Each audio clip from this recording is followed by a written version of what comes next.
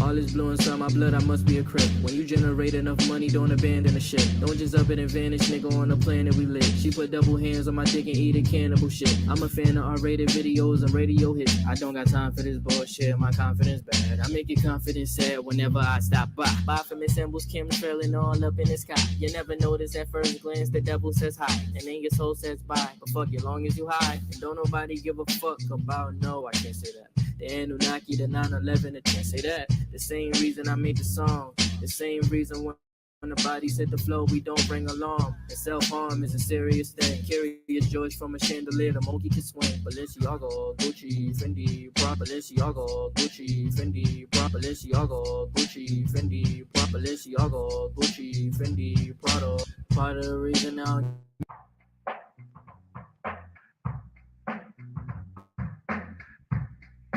Yo, can y'all hear me?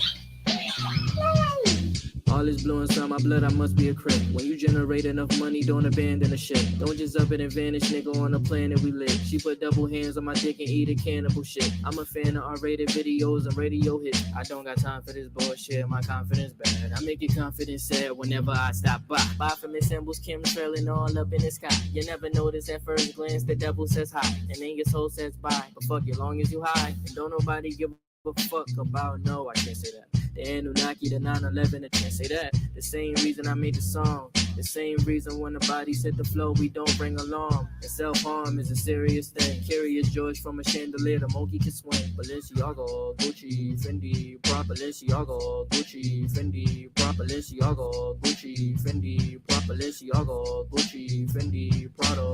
Part of the reason I don't give a shit anymore. I got my hands on my dick, I swing it around like it was a sword. I know you mad as a bitch and I'm madder than you, that's for sure. What you wanna do? You wanna rumble, son?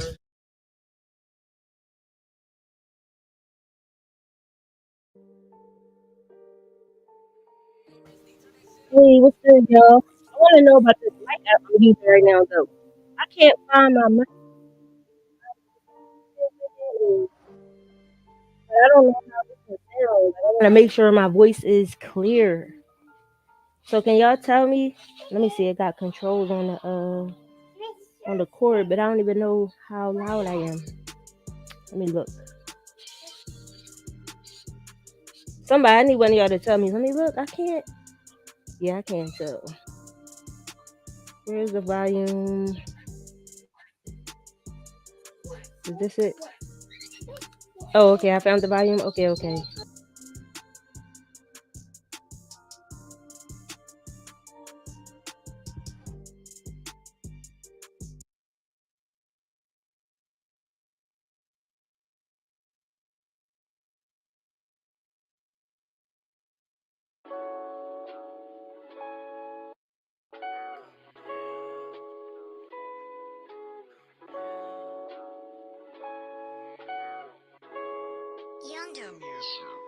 Come here, coming in now, baby, it's 12 o'clock and I'm ready for top. Got my feelings on lock, I ain't feeling so hot, this is not what I want. This is not what I want. Come here, coming in now, baby, it's 12 o'clock and I'm ready for top. Got my feelings on lock, I ain't feeling so hot, this is not what I want. This is not what I want. I like the foreplay. I like the foreplay. I like when you tease me. Little baby, you cozy. In my comfort and cold me. When the hoes get nosy. When they do many business, you tend to get woozy. And maybe I love it. Get you from the streets, from the concrete. I tend to see similar, so we go deep. My feelings get sinister when you bring peace. I'm not used to feeling, but you started healing my innocent, bringing that I feeling reach you. I'm feeling weak for you. Losing sleep for you. I got a special seat for you. Baby, don't stress, I bring the truth. Look at my step, I bring the proof. This ain't no maybe, you know you're my lady. You driving me crazy and I need you to. Coming in now, baby, it's 12 o'clock and I'm ready for top. Got my feelings on lock, I ain't feeling so hot. This is not what I want. This is not what I want.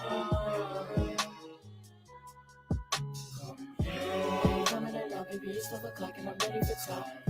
Got my feelings on lock, I ain't feeling so hot. This is not what I want. This is not what I want. Baby, don't drop, don't slip, whoa. New hustle resembling crypto. Ass so fat, the pants so ripped. black on black, come get the tempo. Feel the lust within the tempo. Went from tempos to profound sex and pimples. New credential, hit it on your minstrel. Instrumental when I'm stroking shit, you like to joke and shit. Until I poke and go and grab your throat, choke and throw your shit. You're so like a motherfucking boat and shit. I'm so stoked. Like a load, the Smith and blow a hole in shit the size of a double D cup.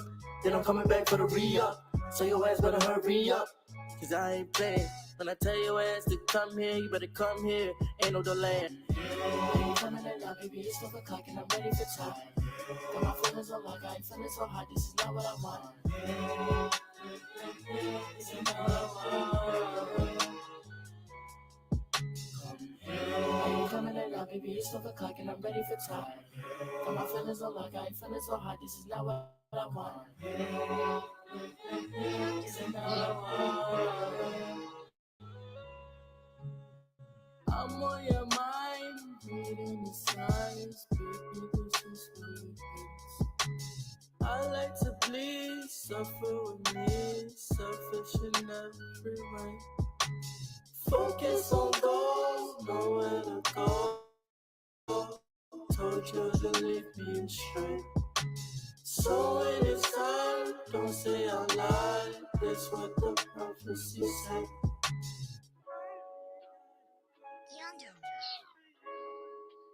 I lied. That's what the prophecy said.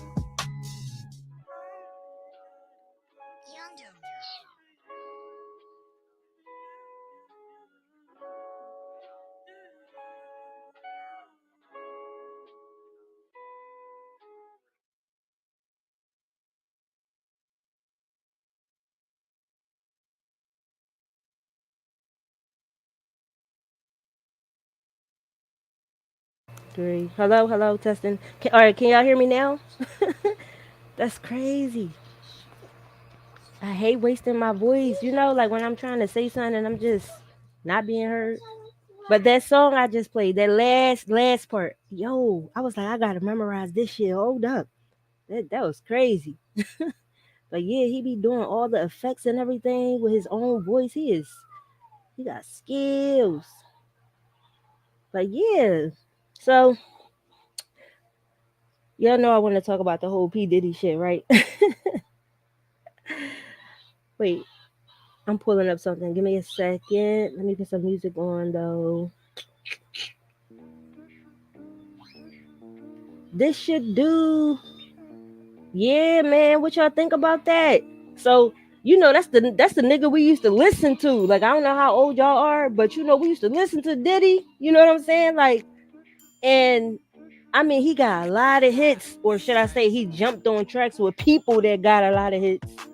No, he got some shit. He got some shit. But it's crazy knowing that he's really this type of person. That nigga evil. For real. Like the way he was running down the hall, I was like, I was about to remix it and do something funny, but I said no, because this shit ain't funny right here. That nigga is crazy as hell. Imagine somebody chasing you with a damn towel on. Like what? She should have took the stairs. Fuck that. But then again, no, that could have got dangerous for her. You said that video outrageous, girl. Yes. You know what I think, LOL, so I won't say. Oh God. What you now you know I want to know anyway, right? Yo. I said this is P. Diddy. And did y'all ever think about his name is Sean Combs, right? Sean Puffy Combs. Then you got Sean Carter. Fuck y'all got going on. What's up with the SCs? That's what I said. Hell yeah. I said, oh, the stairs. She should have took the stairs, bro. I just feel like if you gonna be that type of nigga, you can. This is what I don't get. I don't understand. If you gonna be that type of person and you go to sleep next to the person that you're abusing like that, and you expect to just wake up every time, like every time you go to sleep, you expect to wake up, because that same person can get tired of you and just murk you in your sleep, and you ain't even know. For real, that shit crazy. The world stage is crazy. I heard the Carters are worse. I did too. That's crazy. Like that's crazy. But my question still remains: are these people, were they weirdos before they came into the industry, or were they set up to be puppets, and now they got to take the fall for what someone else higher up told them to do. Were they born weirdos? Like were they weirdos as teenagers? Were they woman beaters before they came into the industry? Shit like that. And they don't make it okay either way. I just want to know, like, do people? Because I know people get certain deals. Like right now, Drake is still being dragged, y'all. They talking about he signed a deal where part of that deal was for him to kill DMX. Now I don't know how true it is, so I'll say allegedly because I didn't dig all into it. I just saw it and I was like, what the fuck? Like they doing a whole lot of stuff that they thought would never be uncovered. A lot of shit that's behind the scenes about to come out. I'm just happy this shit about to be over with. I forget who said it. I think it was Jaguar, right? She said, y'all need to let Generation X do their thing on their own, like without all this weird shit. Like she ain't say this verbatim, but she was like, Generation Z, yeah, this is what she said. They're suffering from what Generation X did and they don't even know. That's some deep shit. That's crazy, man. They were always weird. LAPD said they can't even file charges. Wait, on who? They let that fame and power go to their head. Yeah, when I see men like public beating women like that, I always know they just think they. I mean, they are who they think they are. I can't even say if somebody think they are something because it's the truth that you are who you think you are. I was watching this movie called Wayward, WAYWARD. Y'all should check that shit out. I did. I posted it on Instagram. Look, at one part she was killing this dude, right? And he was like, "Oh God, help me!" And she looked at him and was like, "I am your God." And she pulled out like a not a chainsaw, but like a meat cutter. And he just started screaming. I'm like, see, just like Tupac said, the next person in the room always got more control over your life than you do. You know what I'm saying? So yeah, you are who you think you are. And if people start helping you believe it and you an evil ass person, you really gonna be dangerous. So yeah, I just feel like I just can't believe Puff is like that. Now it makes me think when they be doing interviews and stuff, how Cassie be so quiet, you know? And if they ask her a question, she might say like a little something, but it ain't too bubbly. And I be trying to think, he can't be the only one like that. We always hearing about them beating on their women. I really wonder if Jay-Z and Beyonce ever had an episode. Yo, I wonder. I wonder what's the real reason he was getting his ass whooped in the elevator. My thing is, they had the video since 2014. Like, what? Yep. See that shit? Money and power. So the thing is, allegedly, Jay-Z got some shit that he been paying off for a long time, and now it's time to get exposed because he can no longer pay it off. So I don't know how much the debt was, or if the person is just tired of the shit. I don't know. But I don't know, man. I don't know what that's about to be, but I still want to know about that elevator too. She was whooping his ass, and the way Beyonce was just standing there, like, "Yeah, bitch, take it." Huh? Okay. You wanted me to know you said excuse me? No, you didn't. Oh man. So who else is it? You got them? You got both of them? You got both of them? Hmm. Yeah, y'all, this shit crazy. I got a text message with the little video in it, and I opened that shit, and I just was like, wow. And I didn't even know it was that old either. Like until I was watching somebody else react to it, and I was like, oh shit, they really was paying motherfuckers off. Cause look, when you got that type of money and you stay in a hotel, you do some fuck shit in the hallway. First thing you doing is telling somebody to go and get the tapes. That's the first thing you doing. You paying somebody to give you them damn tapes. So somebody copy that shit quick as hell. My question is, where was TMZ? The only time I believe the news for real is when it's not TMZ. And I got a very valid reason for that. Like, yeah, I believe they give a lot of fake news. And if you go do the history on them and where they come from and who they're connected to, you'll see what I'm talking about. Like, that's a fake ad, bro. Soon as somebody tell me, oh, TMZ reported, I'll be like, oh God. Now, when it comes from another source, let me see it. Well, I'm gonna say it like this: when TMZ have it first, when they have it first, I be like, yeah, okay. Um, I heard Diddy paid the hotel for the footage, and the feds got it from the raid, and they sent it to CNN to post. So why the fuck is he keeping? Okay, it's one thing to hold on to something because you want to hold it over somebody's head, even though that's wrong too, right? But for you to hold on to something that can take you down, are you stupid? You paid for the tapes and didn't destroy them. That's on his ass. That's what he get. Stupid. People be having all that money. It's like the more money, the less brains. People pay TMZ to post fake shit. I know.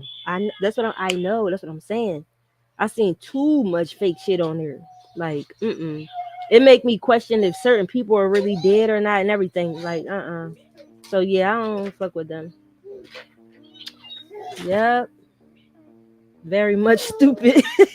Why the fuck? Like that's really a souvenir. Like the nigga, so he probably so crazy he get high and watch the shit. He probably put it in slow motion or something. Like something is wrong because if you keeping it, you're watching it. What the fuck? Oh my god. Mm. Who else? Who else did they say something about? Oh, they got the bodyguards coming out talking now. I'm like, bruh. I know them niggas had to sign the NDA, but I guess they just said fuck it. They call that a nigga don't ask. A NDA, a nigga don't ask. They signed that non-disclosure, and then I guess maybe it has a certain amount of time on it. Fab was scared in the interviews too. Damn, really? Oh, you talking about when they all was sitting at the table? He probably was like, please don't let this nigga slip up. He probably jack off to them videos. Oh my, now that's real sick. Okay, that's very sick. Yeah, he definitely a narcissist. There's no man in power that is not a narcissist. Y'all have to understand this. There is not one single man in power who's not a narcissist, and that's because they have to be in order to maintain that position. You have to be that way. So, yeah, don't think you're going to date a man in power and he's not going to be a narcissist. Not going to happen. Is there a way to be a healthy narcissist? That's the question. I'm not even gonna give y'all the answer. That's the question. Yeah, he kept calling everybody daddy. That nigga is weird as fuck. Okay, like it don't make no sense. And then it's like when you come in the game, you gotta be like you gotta go through Diddy or some shit. Like you gotta go to a Diddy party to get accepted or some shit. You know that girl Tyler that got that song called Water. So it was one of them shorts that popped up saying that Drake said, now I'm gonna say allegedly, but Drake said that Tyler should sleep with him so she can continue to basically be great in her career. Like they used a few other words, but that's what it means to be great in her career. And she said that her dream collab is Drake and it's coming soon. But like, nigga, what the fuck? What you mean sleep with you to what? That girl is very talented, but you see how they can turn your water off though, no matter how talented you are. If y'all see her disappear within the next 2 years, then that means she was just not willing to do what they wanted her to do. I can look at the girl and tell that they're gonna try to slut her out. I could just tell. They already got her with Chris Brown. They already putting her with rappers, and I said, watch. Only a matter of time, and it happened faster than I thought it would happen. Baby, please don't do that. Please go write on the paper. Don't do that, okay? Because I don't want you to write on my blanket, okay? Thank you, mama. Yeah, right. Look, get that one right there. Let me see the book. Let me see. Come on. Let me see real quick. Look, right here. Get the book right there. Let me see. My bad, y'all. Hold up 1 second. Can you color this flower for me? Hold on. Look. This one. Let's see. Can you color these flowers for me? Yeah. Wait, no, hold it. You gotta hold it. Go put it on the couch. Thank you. Diddy a real weirdo. Somebody came out claiming to be Kim Porter's friend. Said she told her he didn't. Wait, what? Oh, you know that is her friend for sure. Yep. They knew a lot of shit, man. And then what is this? They talking about some don't do it. I told you don't do it. They said that Puff made Kim taste Cassie. What the bro? That nigga is. Did he have a gun to her head? Like, what did he do? What didn't he do? Like, what the fuck? You made a female go down on another female? That sounds like hell right there. What? You don't force nobody to do no shit like that. Mm-mm. I don't know what be wrong. I don't know what the fuck be wrong. I done seen some of the most. I could just say this year so far has been crazy as hell, and it's only getting started. Is the scary part. Mind you, while they're exposing the industry, it's a whole lot of shit going on that people should be paying attention to. It's other things going on, okay? In space, on this earth, like it's just a lot of new technology, a lot of things that AI has 100% taken over that we thought would take years from now. It's a whole lot of shit going on. So I'll be paying attention to, the entertainment part, but I also be paying attention to like what the fuck? Like what y'all got going on? Let me ask y'all too, like, never mind, I'll talk about that another time. Let's see. I heard he did the stop it, baby. Don't pull the blanket off. Get up here. Come on. You want to climb up? Come on. You can climb up. Come on. I just didn't want the crayon over here. Come on. What you heard he did the same thing with Miami and his last BM. Made her go down or like had them in a threesome? Like which one made her do it? Well, she implied it. Oh my God. Not that much money or fame in the world. Access, lol. The AI lawyer is crazy. I know. But it's like people are really getting real results. That is wild. What she said, access. I don't really want to right now, but yeah. Come on, some get you an AI attorney and get your money real fast. Like what the? Go ahead. You know how long them people went to school to be a lawyer? Y'all trying to get them out? Man, take them right out of work. You gotta be something that artificial intelligence cannot be in order for you to continue to thrive. With years to come, you want to keep making money. You're gonna have to be something special. You're gonna have to really have something to offer that an AI cannot copy, or they can try to copy, but it just nowhere is nothing similar. I mean, it's not even close to how you do it. Yeah, headset. I got my headset. You know where my other one at? You didn't have it? Yeah. Can you want this one? No, you can't have this one. AI lawyers. Would y'all try it? Y'all probably would try an AI lawyer. I thought about it. It's like no. I don't need one, but yo, that's crazy. Let me go back to YouTube and still try to get that video real quick.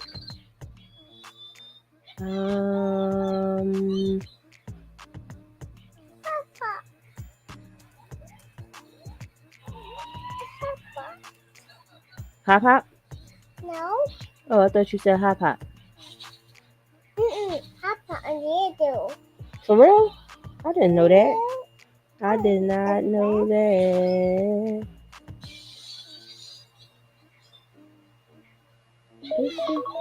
This shit. Oh, that means your food is done, baby. All done, yay.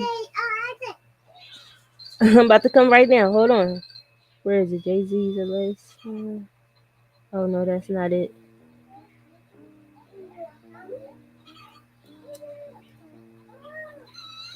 Oh, hold on. For real? Nuh-uh. Hold on, guys. Oh, see, the thing is, I want to watch this too, but I gotta run downstairs and take food out the oven really quick. But this what I'm gonna do. I'm gonna play this anyway, and then y'all can just tell me if I missed something crazy. And I don't know if you know what I'm talking about yet, but when I seen that Diddy stuff hit from CNN, I said, I know Art gonna call me. Art of Dialogue gonna give me a call. Oh, you already know I was about to hit you, man. Yes, sir. Yeah, man. So with that being said, man, let's get right into it, man. What you think about the video that came out today of Diddy putting his hands on Cassie? Man, you know that was crazy. And I know people gonna think that, Yo, this is all what Gene wanted to see. But now listen here, man. The devil got a purpose, God got a plan. Do you understand what I'm saying? The devil got his purpose, but God got a plan. You understand? And it's all in God's plan, man. You understand? To let people see, because a lot of people wasn't believing that this stuff even existed, brother. A lot of people didn't even think that this was that, Cassie was telling lies, Gene been telling lies, Lil Rob been telling lies, everybody lying on Diddy. But Diddy told the truth. Diddy's the only one told the truth. He said, y'all just keep watching. The truth will soon come out. And you see what came out? My man, he punching that little girl in the head. Yo, you don't even kick a dog, man. You don't even kick a dog, bro. He kicking that little girl like she's a dog, man. It was crazy, man. Any man that has a sister, any man that has a friend that's a girl, any man that has a child, you understand, who saw that, if they wasn't appalled, if they wasn't like, yo, I wanna beat the, you know what I'm saying? We can't say that on television, man, or on the internet or YouTube. But any man who saw that wish they could put their hands on Diddy at that time, bro. That shit was appalling, bro. It was crazy, man. And when I saw it, I could imagine what Kim went through. I could imagine what Misa went through. You understand? It was just crazy, man, for that dude to do that to that girl like that, man. I can't believe what I seen, man. I still can't believe what I seen in that video, man. Like the way he was kicking her was like he was kicking a field goal, man. Bruh, when I saw him run down first of all, when I saw the white towel, I got flashbacks of him and Ja Rule running out the room. Of course, they had what's her name, Sarah and the other girl in there, but I had that flashback. And then when I seen him run down the hallway, I had flashbacks when the same gang was chasing him. I was like, what the hell? And then when he put his hands on it, no jokes aside, because I know it's not no laughing matter, man. This just was appalling, brother. And I don't even know how they could even play that on television, on YouTube like that, and without even putting up some sensitive, you know how they put the sensitive subject matter up? That was crazy, man. That's crazy.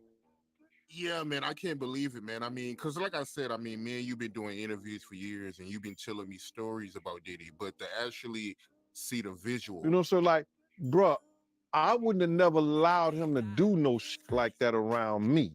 That's why he probably never did nothing like that.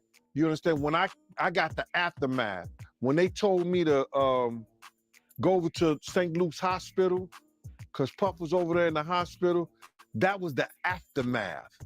You understand? When Kim cut his wrist up with that corkscrew, his right wrist. They got pictures on the internet with his wrist banded up. Kim did that. You understand? The aftermath of them being in the Swiss hotel and he roughing her up and like he playing fight with her, and then she runs out the presidential suite and we got the big room in there at the Swiss hotel, and then I'll be like, yo, you all right? And she like, yeah, I'm all right. It ain't nothing. You know what I'm saying? You good? She like, yeah, good. And then she go back in the room with Puff Diddy, Brother Love, whatever he call his name is. So, it's always the aftermath of something like that, bro. But in front of you, only people who commit crimes around people who commit crimes. Puff know who to do that stuff around. And that was crazy, man. When I looked at that thing, to be honest, I thought that the people who was watching it, because at those hotels, they have security personnel that watch that stuff. And if they didn't call the police, they should be in jail.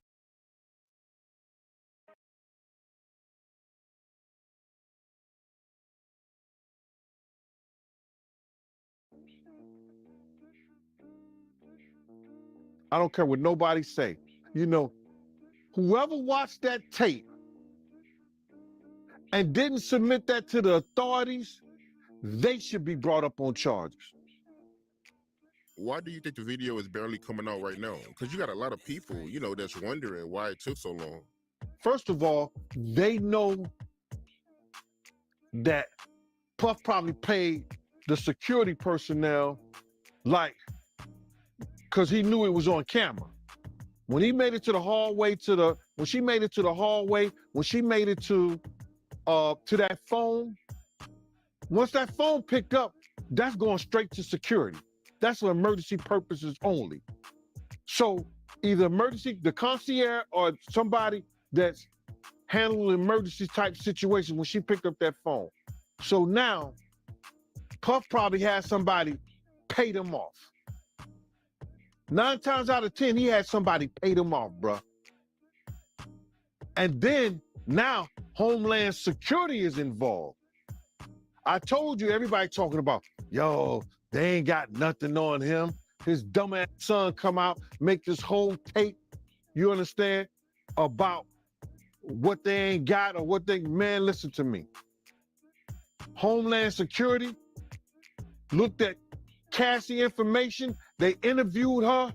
Yo, when was the time he hit you? He hit you before? Yeah, we was at the hotel. He blacked my eye. They went through a whole lawsuit. Oh, he blacked my eye. We at the hotel. It was on this day, about this time. They said, okay, we gonna contact and see if the footage. Now they got to keep that stuff in the archive. They have to have that security footage in the archive somewhere. So then what the Homeland Security say, yo, listen to me, on this day, this way, because just for accidents, like just say like you fell down the steps at the hotel. They got cameras in the hallway. They got cameras in the stairway. So they can see that. So now you didn't fall down the steps, but you say you did at a certain time. They go through that whole footage. That So they money, have to man. keep that in some kind of archive. Crazy. Now, she told I them know. what date and by what time it happened. They contact the security personnel Wow. and the people who have that stuff in archive and say, yo, listen to me. We're going to subpoena that. Make sure you We blow want it. that information. It's hot. And they sent it to them. Because they don't want to lose their insurance. They don't want to lose their insurance. Wow. The things that they insure the hotel, I know. so I'm they gonna don't want give to you a lose wipe that for your stuff. hand when you're done, okay? So listen, what they do, they hand it over to them. There's going to be a lot of stuff handed over. Why do you think they got all the tax returns and everything All of them. on all 18 Listen, of the companies that he I feel like if it's enough money, they all crooked. They not getting paid enough. That's just how it is, man. was doing business Niggas with? always got cops on their payroll. I What? told y'all, the Southern payroll. District of New York, they not into losing Allegedly. nothing. A 98.2 percentage in conviction rates. They not losing nothing. Go ahead, man. I'm sorry about that. What was your reaction when you first seen that video, man? I was sick as a stomach, man.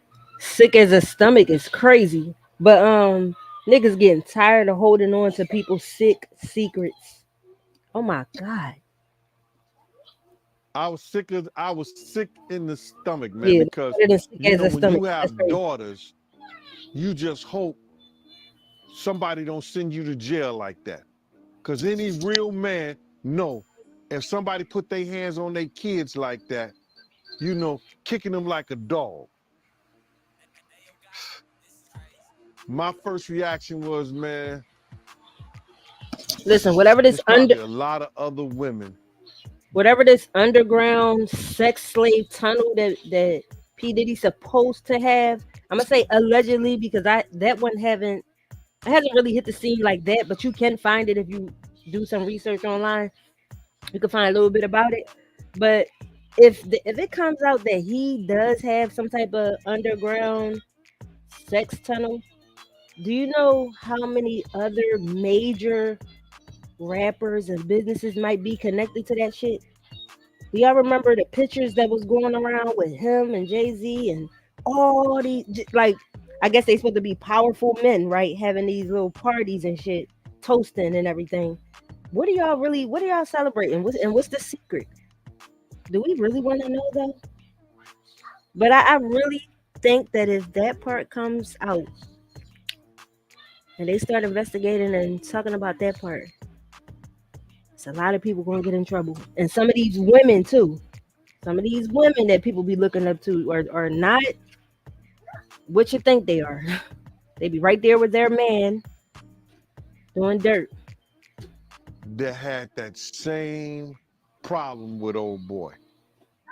Remember Stop, Gina baby. that got on that Don't do show, that. Tasha K Eat your show? food, okay? And she said that, yo, You don't he want no more? kicked me. He was punching me in my head, on the side of my head. Do you imagine what she went through and she was pregnant, bro? Mm. Come on, man. Gene Dill just better be a soft I had teddy bear suit. flashbacks of when they told me when he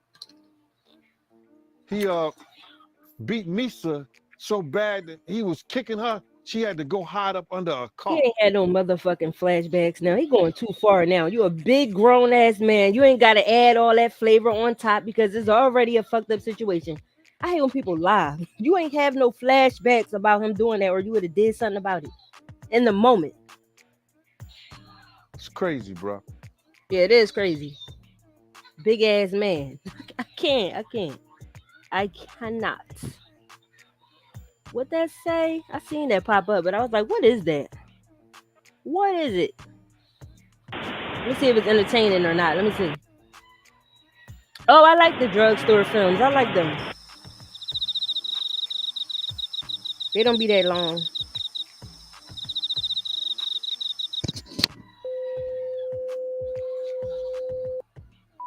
Come on, man. Killing people ears and shit. Hold up.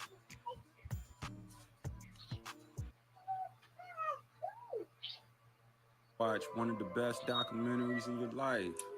Drugstore films usually they be doing like Chicago stories and shit. Sean Puffy Combs, also known as Puff Daddy, P Diddy, and Brother Love. For the last Brother 5 Love months, is my team crazy. and I have been working on this special project. This documentary is important. Yeah, I haven't been Not just for online. I hip-hop, really haven't been but for the online. whole black community. He look Be creepy. sure to Yeah, like he and do. share this video. Tell everyone about it. Tell your uncle, your auntie, your wife, your husband, your mother, your shop. Come on.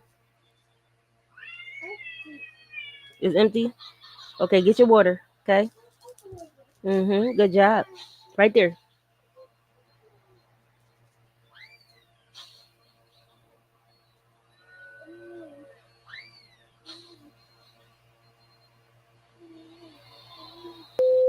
Yo, that sound? You're watching the Puff Daddy story.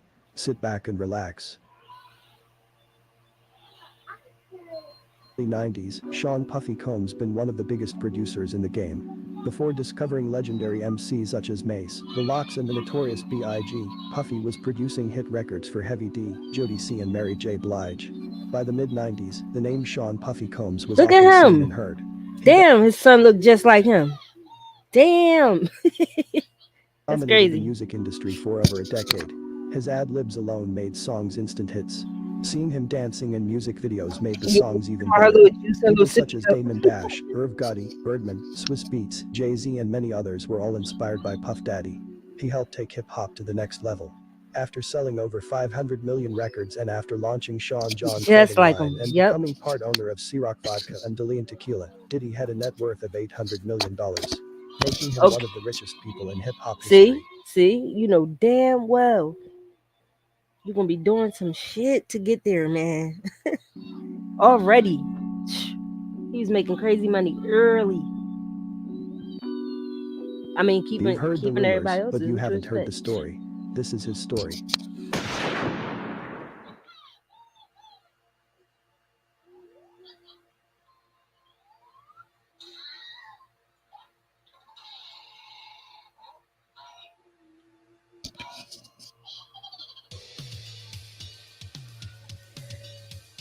Sean John Combs, born on November 4, 1969 in Harlem, New York. His mother Janice Combs was a teacher's assistant and model, and his father Melvin Earl Combs was allegedly a heroin dealer who did business with drug kingpins Frank Lucas and Nicky Barnes You hear in the that? late 60s and early 70s. Before getting involved with the underworld, Melvin served in the U.S. Air Force. He was known to be a smooth but serious man. Unfortunately, on January 26, 1972, Melvin Combs was shot and killed in his vehicle after a failed drug deal. Hold on, I want to move that off the screen. Hold on. Sean was only 2 years old, and his baby sister was only months old at the time. Janice was forced to raise 2 kids on her own. Go eat your food. You finished? Sean grew up in Mount Vernon, New York, and attended all-boys Catholic elementary school. At an early age, Sean began earning money on his own. His first job was delivering newspapers. By the time Sean was 14, he was buying his own clothes and sneakers. Getting fly was always his thing. From 6th to 12th grade, Sean attended Mount St. Michael Academy, an all-boys Catholic school. There he played on the football team and won a division title in 1986. He was given the nickname Puffy because he would huff and puff when he was angry. In 1987, Really? Sean So he was all graduated from Mount crazy. St. Michael Academy. He later enrolled in business administration at Howard University. He would huff and puff when he was mad. Puffy? Sean quickly Shoulda got became that nigga some popular help. at Howard University by throwing wild parties every week. He was known to be a What the fuck? He started throwing those wild parties when he was yo. good dancer and the life of the party. The females loved him. This was the first time in his life attending a co-ed school. He began drinking a lot around this time also. Every week, Sean and his friends would work on dance moves to impress people at parties. Him and some of his college friends even appeared in R&B Hold on. So he been dancing that long and still can't dance? That's crazy. singer Stacey Laddisaw's 1989 What You Need music video. Chew it up good, baby. Don't put all that Working as a out at busboy one helped time, Sean stay fresh. okay? He would use the money he Don't made put in all tips that to in your mouth purchase at clothes once. and sneakers. Sean became the Put party them in the animal bowl. at Howard University. He did more One at a partying than he time. did studying. One at a In time. Put them in the 1990, bowl. during his sophomore One year, at a Sean time. decided to drop out of college and get into the music business. He landed a job at Uptown Records as an intern.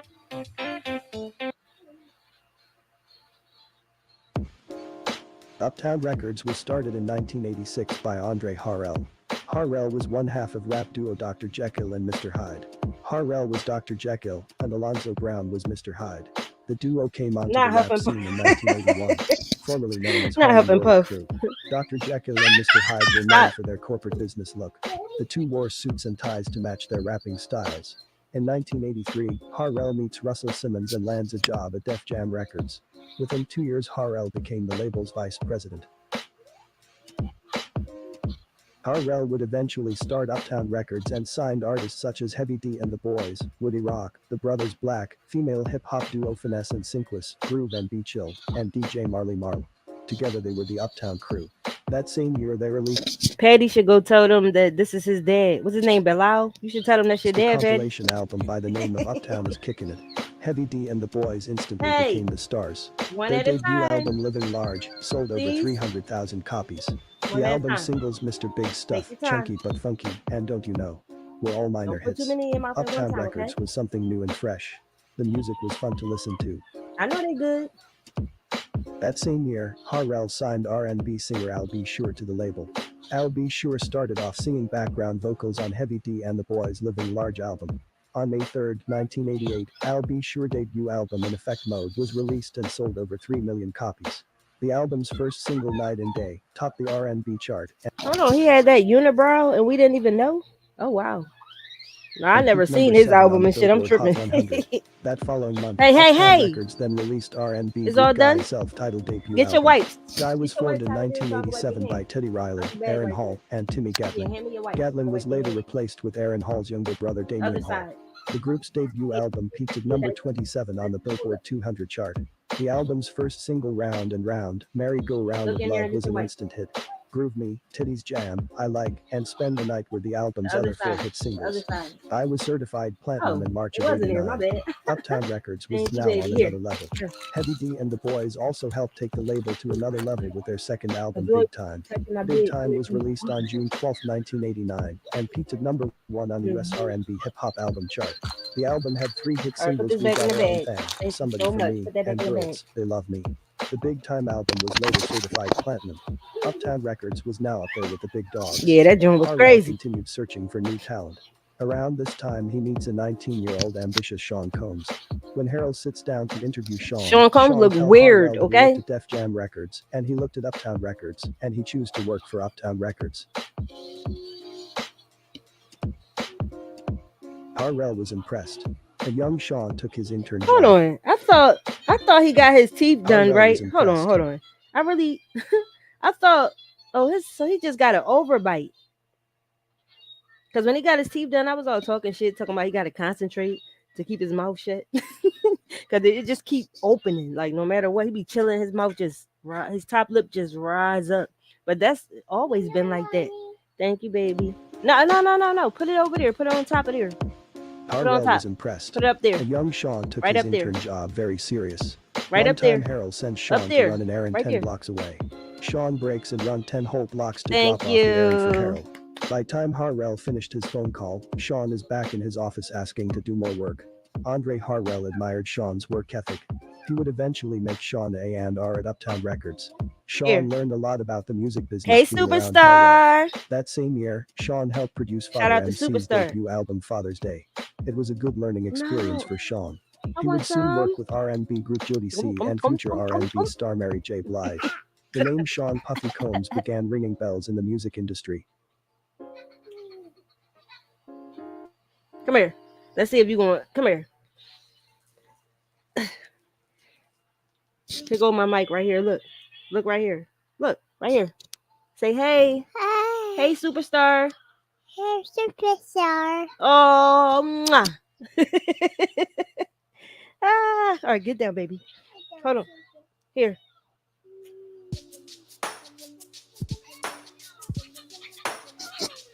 Get your water from over there.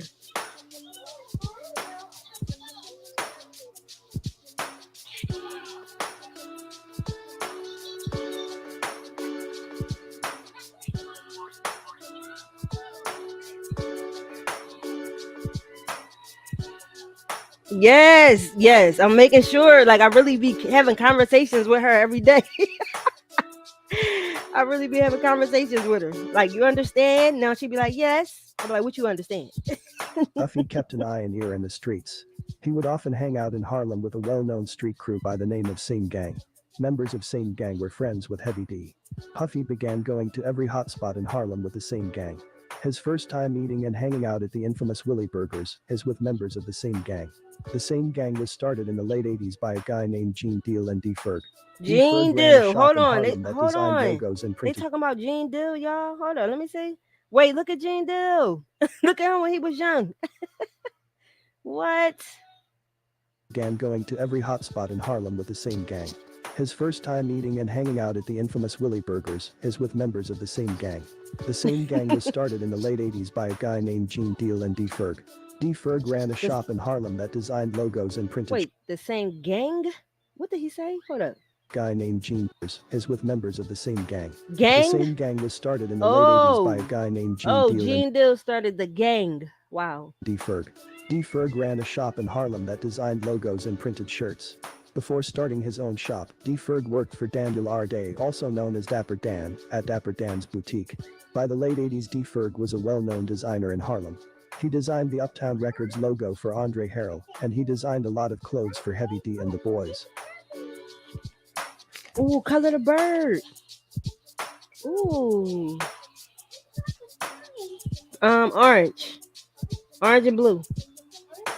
Yeah. Pick that up. Back in the 80s, Don't many put your street feet. crews were started in Harlem. They didn't beef with each Put other it back on then. here. The crews would play basketball against each Good other job. for money and throw huge events.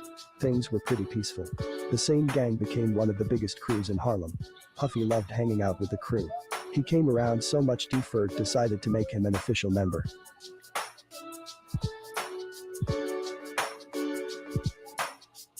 Get back, gang. Yo, I can't, Nubia. I One cannot. day, Puffy comes to the block to hang out with some members You from the wanna lay same down? gang.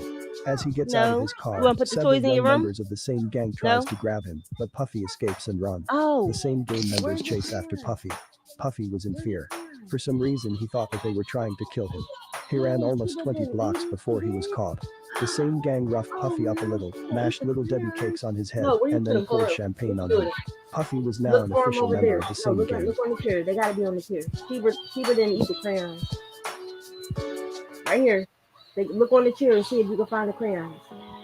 My bad, y'all. Come here, Mama. Come here. Come here. I don't want to really put this on your head because it might be. Let me see. Although Puffy was a hard worker, he still partied on the regular. Superstar can't see you. Yeah, Superstar. Superstar. Yeah, she can hear you. Say, what you doing? What doing? What you doing? Text. Huh? No, you can't get on. You can't Continued press throwing nothing parties over and here because you're events. gonna mess up the On video. Monday nights, he did an If you event called push Unsigned anything over Hype. here, you're gonna The mess up the video. Unsigned Hype events were popular in the city. See? Every So, Monday you night, a gotta new play with artist the. would come to the club and You can play perform. with the tablet On right Wednesday now. nights, he threw parties at the legendary club The Red You want to Zone put it on and your called ear? the event Daddy's It's too House. loud. Members of the same gang began Yeah, doing security too at these loud. events. Hanging out in Harlem, Puffy met a lot of street guys. One of the first street stars he met was Harlem hustler Alpo Martinez. You want to Puffy put and those? Alpo went to numerous parties together. This was right after the death of Harlem legend Richard Porter. Oh, you want to play Richard with them? Porter and Alpo were once partners in the drug business. In January of 1990, Porter was murdered by Alpo and a guy from DC by the name Big Head Gary over money and drugs. You want to lay down? At the time, no one knew who killed Porter, but a rumor quickly Go went tell her around don't do Harlem that. that it was Alpo. Just like Alpo. most people in the city, Puffy knew the story. Being seen with Alpo was a big deal. One night while hanging out in Harlem on 144th Street, Puffy witnessed Alpo disarm a guy who had just shot up the block. Harlem made Puffy extra cool. He began dressing and talking different. His confidence had went through the roof. After help producing Father MC's 1990. Who made Puffy's confidence go straight through the roof? Hold on. Who name did they say? While hanging out in Harlem on 144th Street, Puffy witnessed Alpo disarm a guy who had just shot up the block. Harlem made Puffy extra cool. He began dressing and talking different. His confidence had went through the roof. After help producing Father MC's 1990 debut album Father's Day, he began working with Jody C on their debut album Forever My Lady. Not only did Puffy help out with the production, he helped out with the fact. Forever My Lady? Wait a minute. First of all, why y'all in the jacuzzi holding hands? That's number one. And what he doing over there? What is going on? Why are y'all holding hands? All right, I don't know what's going on. And music videos It as says well. the LV Around this time, Puffer Puffy is was insane. dating stylist Missa Hilton. He brought her to He thought Uptown he was gonna Records to die. help him convince Andre Harrell to let Jody C wear baggy street clothes, hoodies, and backwards caps in their videos. So Forever y'all My told Lady them was to do released that? on May 28, Well, that was 1991, good. and peaked at number Better than 1 some on the tight US Top shit. R&B Hip Hop Album Chart and was Let later me see. certified multi-platinum. Let me see. I'm gonna get you some. Here, hold up. I'm gonna give you some. In 1991, Andre Harrell produced his first film Strictly Business. The movie was directed by Kevin Hold on, Hookson y'all. starring Tommy Davidson, Halle Berry and I be wanting to watch it too. I just want to grab her some crayons. Like it only take me a few seconds though. I'm not going nowhere.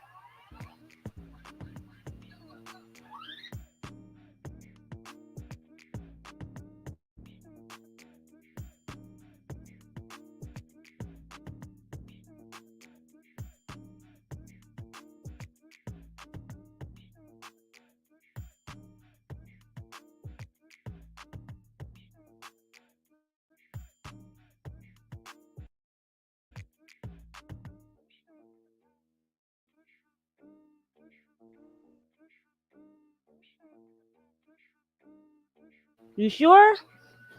Okay.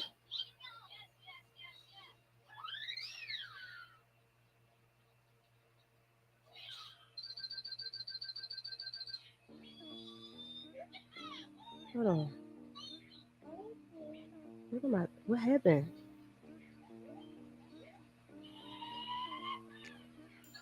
Joseph Connor Phillips. The cast also includes Anne Marie Johnson, David Marshall Grant, John Cypher, Kim Coles, and Samuel L. Jackson. While filming the movie, Harrell hires Puffy to be actor's Tommy Davidson personal assistant. For weeks, Puffy carried Davidson's luggage and drove him around the city. Puffy even took Davidson to nightclubs. One night while driving Davidson to the filming set, Puffy gets into it with an Italian guy for parking in his parking spot. Puffy ends up punching the guy and getting arrested for assault and battery.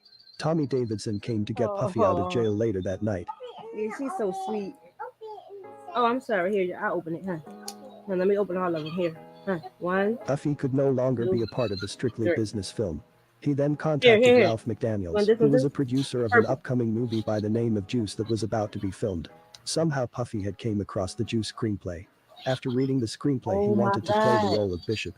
Oh my God, Puff was going to play the role of Bishop? Oh, hell no. That would have changed everything. Puff being Bishop. He got the look. You know what? That personality that we're finding out that he has, what y'all think? Could he have played Bishop? I think he could have. Puffy lets glad McDaniels he know didn't, that he's but interested in playing Bishop. he McDaniels coulda, tells Puffy sure. that the part was already given to rapper Tupac Shakur. Hey, A disappointed Puffy still tried to convince McDaniels that he's better for the part. Puffy I was playing jealous Bishop ever sounds since. pretty funny to most people, but he would have most likely done a good job. Oh yeah, Puffy he would have. made the Bishop character more mysterious. Yo, they His should have. laid-back Oh, persona, listen. soft voice, I wish it was 2 versions now of Juice, and I would have loved to see Puff in one of the versions. and sneaky eyes would What? have gave the movie a different feel. Yep. Imagine him standing behind that locker. McDaniels laughed at Puffy's idea and later began filming the movie Juice. You know why he laughed Puffy at didn't his stop idea? working. Because Tupac's energy, his aura, his personality, like he already knew he struck gold, so he was laughing at him like, shit, nigga, I got the best there's gonna be for this part. But if it wasn't no Tupac, he probably would have gave it to him. He helped produce Mary J. Blige's debut album What's the 411. Many don't understand how Puffy produce music. He don't actually make the beats himself, he choose beats and organize songs for artists. Him and Mary J. Blige became close friends working together. Puffy played a huge role in the beginning of her career. Puffy continued throwing parties. Gene Deal and the same gang were security at all of Puffy parties. On December 28, 1991, Puffy and Heavy D headlined a charity basketball event at the City College of New York Gymnasium. The place was crowded. A lot of people couldn't get inside. During the event, people broke a glass door to enter the gymnasium. Hundreds of people began sneaking into the building. At around 7 p.m., a stampede broke out. 9 people were crushed to death at the bottom of a staircase, and 29 others were injured. People blamed Puffy for the stampede because he promoted the event. They say he didn't Wait, what hire. happened? Hold on, let me see. How many people? Hundreds of people began sneaking into the What you building. got? At around 7 p.m., What you a do? stampede broke What's out. wrong? 9 people were crushed to Oh, go death ahead. at the bottom of a staircase, Color. and 29 Color me others some were more. injured. People blamed Puffy for the stampede because he promoted the event. One at a time. They say he didn't hire enough security for the event. Both Puffy and Heavy D felt bad about the incident.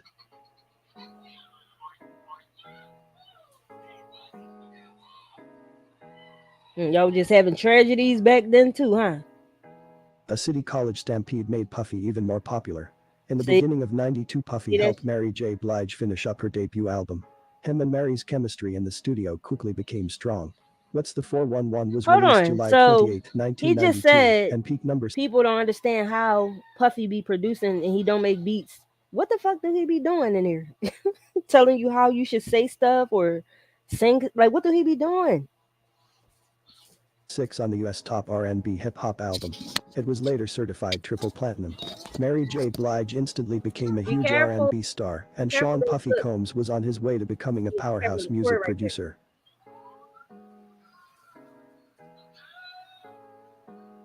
Ew, look at no, I can't. Not the little egghead. I just can't. Ew, Puff.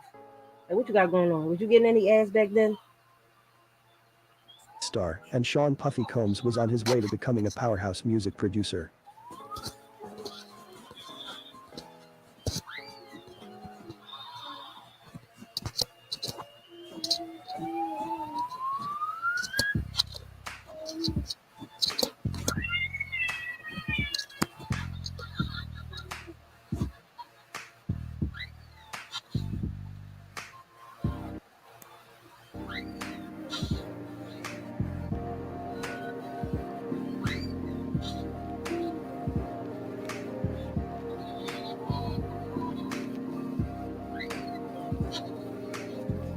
1992 was a good year for Puff Daddy. He was now well known Not in the Puff music Daddy. industry. Andre Harrell, Heavy D, Def Jam Records founder Russell Okay, I get it. They was calling him Puffy because he huff and puff when he get upset. But Puff Daddy? Tell me why y'all start calling him that. Cause that's freaky. Simmons were now Just some of saying. Puffy's good friends. Everyone liked hanging out with Puffy. He was invited to just about every party. Some of the parties Puff attended were allegedly Like back really then, wild. people calling According to people Guy member Aaron I guess it was cool. Big Daddy Kane.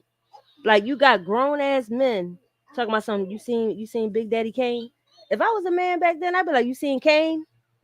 You know what I'm saying? They'd be like, no, you seen Big Daddy? Nah, man, y'all tripping. Hall. You seen Puff He Daddy? enjoyed messing around with females in front of other people. He said sometimes Puffy and Jodeci members would sit back and watch him perform for hours. Not making In the summer suggestions of for a living. 92, Puffy come across a demo tape made by a Brooklyn MC Oh, shit. who went by the name Biggie Smalls. After hearing the demo tape, Puffy wanted to manage the Brooklyn rapper. On July 14, 1992, Biggie Smalls signed to Uptown Records and immediately recorded his first studio track called Party and BS, produced by East Mo. Wait, what his hat say? I want a gangster bitch. That don't say bitch though. What that say? I want a gangster. Oh, it do. It do say I want a gangster bitch. Records. And you remember immediately when recorded Pac said that in his song? his first studio track called Party and BS, See, produced by East see. Mo. First of all, don't try Around to this act like time, he was not instigating. Like Puffy began helping Heavy D and the boys with their next on project. his head. Puffy gets Biggie his first feature ever on the song, a bunch of ends from Heavy D and the boys' fourth studio album Blue Funk. The album was released January Right, 12, the next to Biggie, 1993 like and was it's certified starting gold in only 2 months. Both Puffy and Heavy D were the album's executive producers. Puffy had the golden touch. That same year, him and Biggie appeared on Puffy reggae have artist no Supercat damn Gully My golden touch. That's crazy. Just taking advantage of these artists. Baby remix. This was the first time I the feel world like heard if Puff Daddy Biggie rap. never saw that paperwork, he probably would still be alive. If he never saw that paperwork with how much money he should be getting versus the money he was getting. Because once you start speaking up, it seems to be a problem, right? Like once you start asking about your money that you earned, it starts to be a problem. Puffy was slowly becoming the face of Uptown Nigga, Records. I'm supposed to be He getting was the man $10 and he million. knew You giving me 10,000? I'm just asking what's up. You giving me $10,000 and I'm supposed to get 10 million? And Puff's shiesty ass. Yeah, we got a problem. You know how they used to make a phone call and be like, yeah, we got a problem. That's all they say. Yo. it. Some say he even began acting like the CEO. Him and Andre Harrell began bumping heads. After helping produce the soundtrack to the film Who's the Man, Puffy was fired from Uptown Records in the summer of 93. Why? After losing his job at Uptown, Puffy becomes depressed. Some say he even talked about committing suicide. Why did he lose his job? Did they realize he wasn't doing shit? Is that what it is? How you bumping heads with somebody that's actually putting in real work? Bless you, baby. How? Like what? And then they talking about he was suicidal. What's going on? Losing his job at Uptown, Puffy becomes depressed. Some say he even talked about committing suicide. Yes, Biggie was no though. longer signed to Uptown. Him and Puffy both had babies on the way. Biggie immediately went back to dealing crack. Many of Puffy's friends convinced him to start his own record company. All he needed was startup money. After reaching out to a few friends in the industry, Damn, Puffy got thinker. in touch with two of his childhood friends, Corey Jacobs and Kenneth Kemp.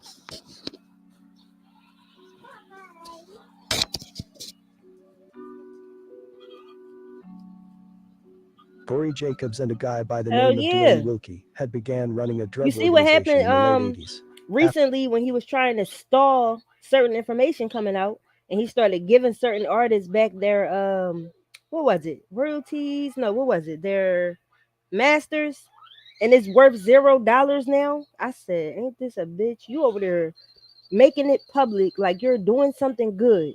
Get them niggas a couple million a piece. No, you did not give them back something that ain't worth nothing. Child, they needed it when it was popping. After Okay, Wilkie was killed in ain't nobody. 1990, Kenneth Kemp took his place in the organization. The crew operated in New York City, Richmond, and Norfolk, Virginia. They were allegedly distributing around 15 kilograms of cocaine per week. The operation ran smoothly for years, and the crew allegedly earned tens of millions of dollars. Puffy knew that these guys had the money to fund his record label. According to Gene Deal, both Jacobs and Kemp were ready to He fund has Bad been. Boy Records. But unfortunately, in It's just September of that they're. year, It looked like they go in alphabetical order. It looks like it, but maybe they'll circle back. It's some stuff out there though, but it's just that the stuff with Puff been going kind of crazy, covering it up. Kemp and several others were arrested on federal cocaine conspiracy charges. Jacobs wasn't apprehended. He would go on the run for the next several years.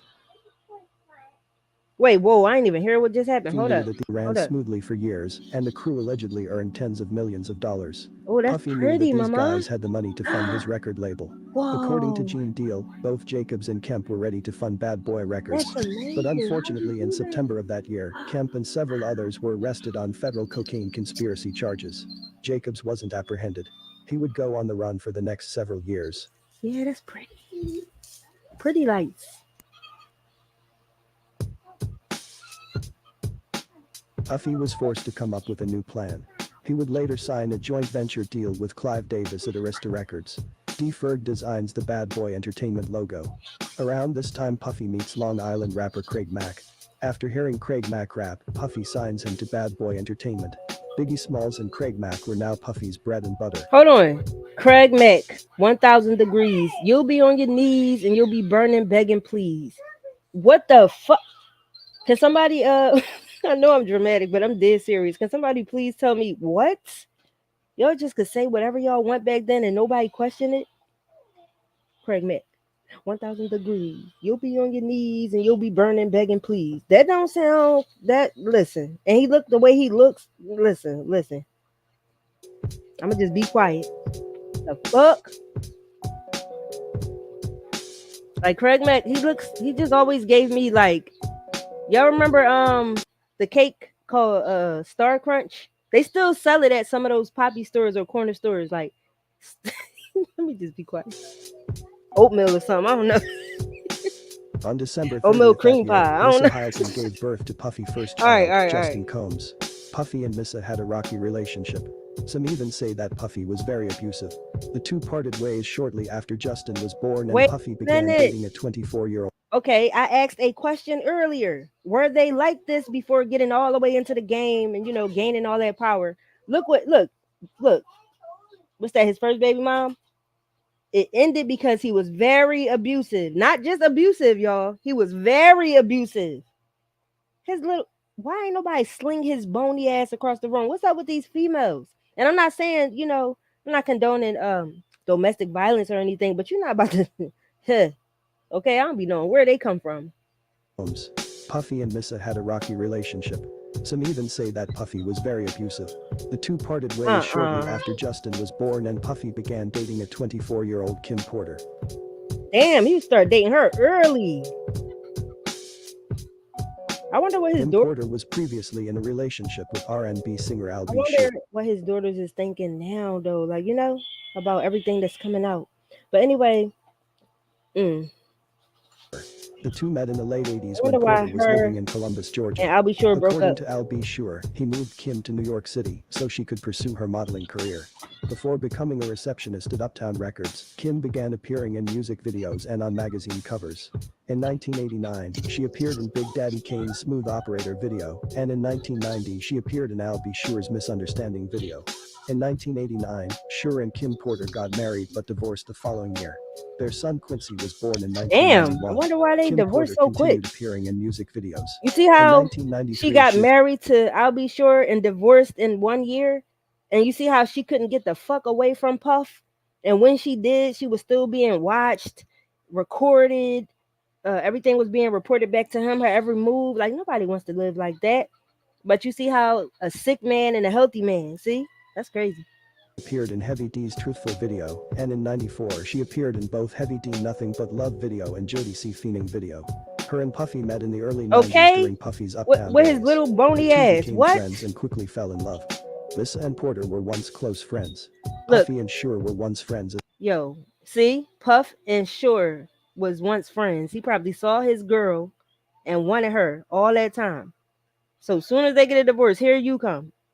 And he probably was so sweet to her in the beginning. Talking about they quickly fell in love. That's how you know them fake ass, narcissistic ass men They know how to put on the acting skills. Probably was feeling like the perfect man. Child, as well. They were all part of the Uptown family. that's crazy, man. Like y'all all used to, man. That's crazy. And you just gonna go Around take this his time, girl. Biggie and Tupac Shakur were becoming good friends. In Tupac. 92 Hold to on. First of all, 94, Biggie whoa. Tupac Shakur is crazy. and Tupac built a What strong you laughing at? relationship. Like you know his Tupac name? taught Biggie a lot about the rap game.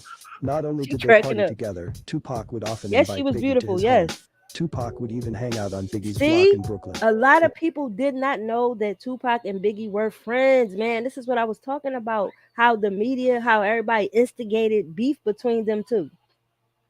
Like if the internet was popping back then, they would not have been in no beef. Would It often was invite just Biggie it was just too much he say, she say going around and people actually believing what people are telling them and it's not even true. to his home. Tupac would even hang out on Biggie's block in Brooklyn. The two had a lot in common. They were both Geminis, they both had huge dreams, and they both were true MCs. According to Tupac, Biggie was about to become a member of Thug Life. At the time, Tupac was I did not know they both was Geminis. Wow, they had a hell of a friendship. Oh my god. Oh wow. working on his third studio album Me Against the World, and Biggie was working on Ready He to was Die. cheating allegedly. It's no Oh, coincidence that the was two he? albums had Okay. a similar concept. Both MCs rapped a lot about death on the albums. Even the Wait, titles of both albums are dark. Biggie looked up was to that Puff standing there next to both of that's Puff right there, right? Tupac, Biggie, and Puff. Ah, that's why he said this documentary was gonna be the best John. That's crazy. Niggas saw millions of dollars and they said it's more money if they die than with them being alive. And the fact that y'all was burning the hell out of those men, taking their money. It's like once they ain't here, they can't speak about it. They can't question you about it or try to fight you in court. Damn. a lot about death on the albums. Even the titles of a similar member of Thug Life. At the time, Tupac was working on his third studio album Me Against the World, and Biggie was working on Ready to Die. It's no coincidence that the two albums had Puff a look like similar he over there about concept. to Both line or MCs something, rapped a lot looking about down death at on the it. albums. Even the titles of both albums are dark. Biggie looked up to Tupac a lot. Biggie looked up to Tupac a lot. You see that shit? Ew. Mm-mm. Hold on. Man look like a statue. Look. That look like a wax figure. Don't it? Wow. And why is this nigga so close? What's happening? You trying to smell the back of his damn neck? Like, what is going on? Why y'all lined up so close like this? Child. This probably one of his wild parties. You gotta go potty? Oh, what you say? Oh, the baby doll going to the potty. Oh, okay, okay. Make sure she wash her hands.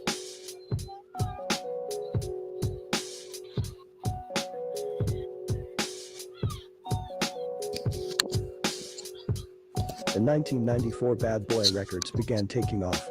Biggie had built up a buzz after appearing on Mary J. Blige Real Love Remix, Super Cat Dolly My Baby Remix, and on Who's the Man soundtrack.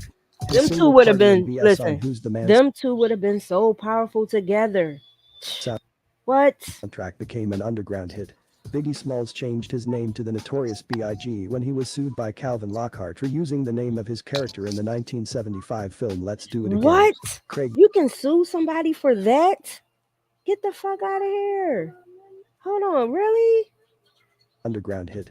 Biggie Smalls What the changed his fuck? name to the Notorious B.I.G. when he was sued by Calvin Lockhart for using the name of his character Are in the you serious? 1975 And look film at the B.I.G. father when he from was Good sued by Times. Calvin Lockhart for using the name of his character in the 1975 film Ah, Let's Do It Again. Craig Mack and Biggie didn't get along. Biggie didn't think much of Mack as a MC. From the end of 93 to spring of 94, both Biggie and Craig Mack completed their albums.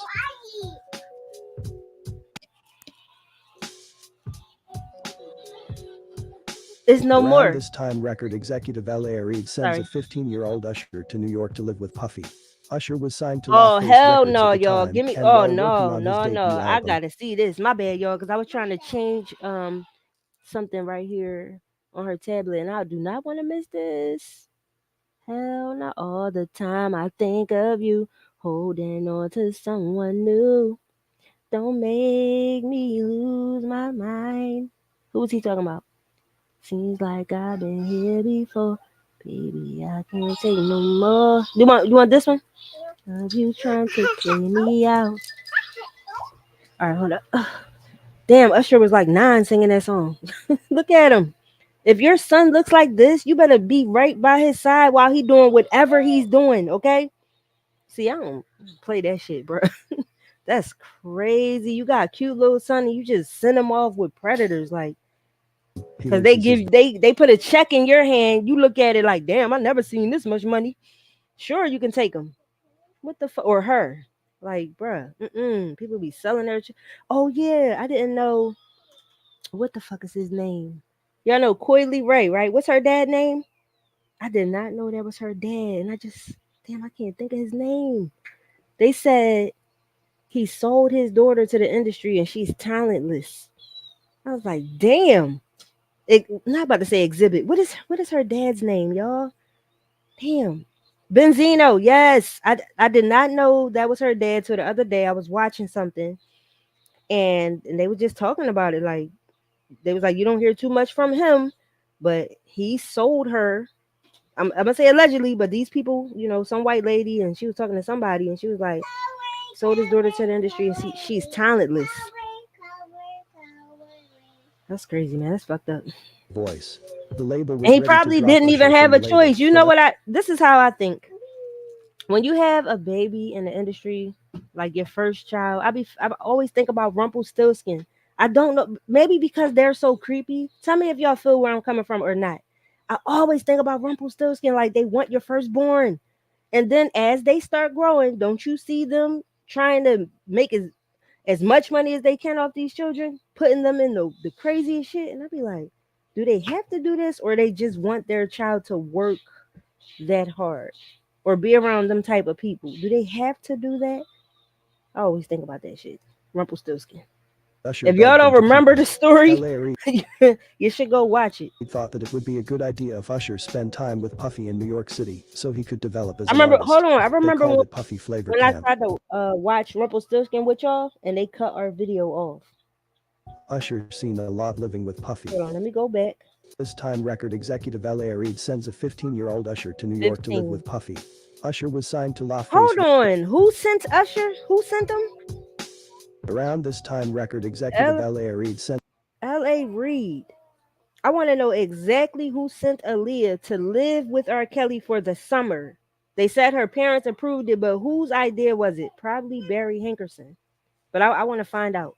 So this nigga, creepy looking dude, sent that little boy to go live with Puffy, knowing how Puff is. Okay. Knowing he a likes to fight over the Frosted Flakes. 15-year-old Usher to New York to live with Puffy. Usher was signed to Y'all LaFace talking about Records at the some time, Michael and while working Jackson on his debut got little boys sleeping in his bed, but Puff is allowed to say they used to rustle. They used to wake up and rustle over the Frosted Flakes. He's allowed to say that. Okay. album, he loses his voice. The label was ready to drop Usher from the label, but Usher begged them to keep him. L.A. Someone else lost their voice too from a boy group. If y'all can remember, can y'all put it in the chat? So that might be a tactic. That might be something that they do that's not really happening. It might not be true. They might be doing it for more money or something. Why losing their voice? I don't know. I do remember as a child we used to lose our voice though. Like if you're getting sick. I don't know. Y'all tell me. Reid thought that it would be a good idea if Usher spent time with Puffy in New York City so he could develop as an artist. You say I don't believe that because they don't get along. Who? Him and his child don't get along, but why? And then for him to sell her, is that his first child? Did he make that child in the industry? And what else? Wait, huh? What? I know that they be getting threatened sometime to do certain things. What? With their children. Girl, we not doing They that. called it Puffy Flavor No, Camp. baby, we not Usher doing that. seen a lot living with Puffy. By the time Usher returned to Cause Atlanta, you he only was a color on totally paper, different okay? person.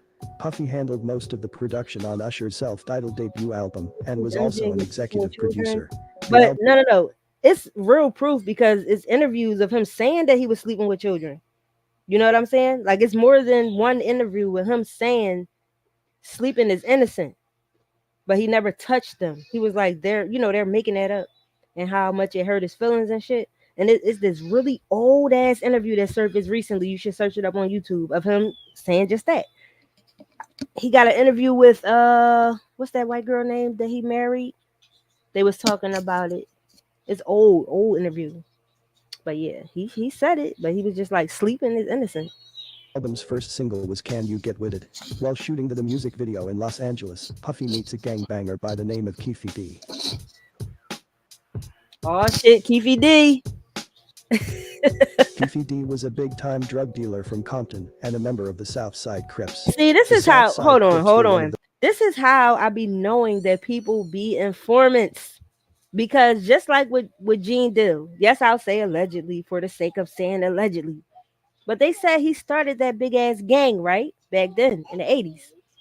You think the feds didn't know about that? And then right now they're talking about there's no more apple juice, sweetheart. It's all gone. time drug dealer from Hold Compton. on. Um, hold on. Keefy Ask D Uncle was a John. Ask him big-time is there drug any dealer juice. from Ask him is there Compton any and a more. member of the South Side Crips. Okay, The so South Side Crips were one of you see how all this shit they saying about Keefy D? Come on, man. Niggas be out here working, okay? And now that they getting money to do it, because before they could just threaten your life and tell you, look, if you don't go, you got to bring me such and such. You got to give me as much evidence on him as possible, and we will drop your charges. We'll make it go away. We'll make it disappear. But nowadays, these niggas getting money for it. They giving them thousands of dollars to snitch because they know how hard it is to get a nigga to talk. Yeah, Lisa Presley. Yes, he has an interview with her. It's really old, but it surfaced recently, and I was watching, and I was like, "Oh my god!" Oh, it looked real awkward too. Like the energy between them, you could tell either they was forced to be together, or they was forced to be together, or yeah, some shit like that. It don't look right. The energy, how they talk to each other, mm-mm. It was, that's not genuine. But yeah, they brought up that whole situation with him and kids, and he was really talking about it and getting deep into it, and I had never seen that before. the biggest We Crip could sets watch in it if y'all want to, Compton. you know. Puffy wanted a lowrider for the video. Keefy D let Puffy use his 1964 Chevy Impala. Usher damaged the car paint by standing on it, but Puffy paid to have the car repainted. I Keefy D bet and he Puffy did. quickly became friends. Puffy now had protection on the West Coast. Mm-hmm. Get your water, Both baby. Biggie and Craig Mack's debut album were released in September of '94. Hold on. Craig Mack's Project Funk.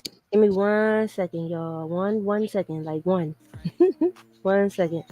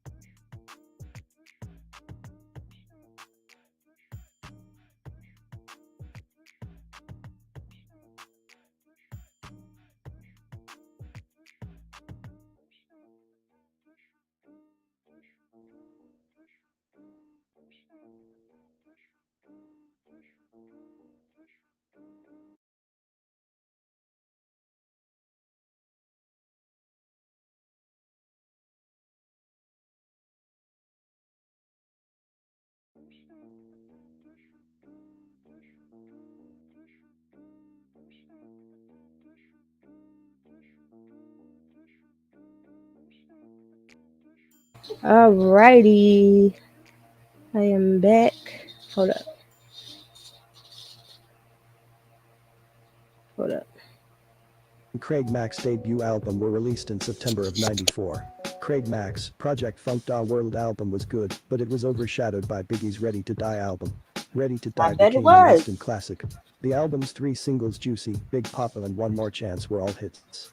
Ready to Die was certified gold 2 months after its release and was certified double platinum the following year. Bad Boy was now in the building. After selling his publishing to Puffy for 200 grand, Biggie and his former drug Oh, supplier that's what he Lance did. Rivera started a record label by the name of Undia's Right after the release of Ready to Die. After signing a deal with Atlantic Records, Biggie and Rivera signs Lil Kim and Junior Mafia to Undia's Entertainment and began working on Junior Mafia's debut album Conspiracy. Wow, where them niggas at? Junior Mafia began recording the album at Quad Studios in November of that year. One night during a recording Get your word session, off the Tupac couch, comes right to there. the studio to record a track. Lil Cease and Nino Brown from Junior Prince, Mafia come. see Tupac and a few of his guys walking up the street from the terrace roof. They yell down and speak to See, it's Tupac. good. After speaking to Pac, Lil Cease go in the studio to inform Biggie that Tupac is coming. Biggie knew that some people were plotting to harm Tupac. According to Tupac and some of Biggie's close Go to friends, sleep. Biggie warned Tupac a week prior. Now let's break this down.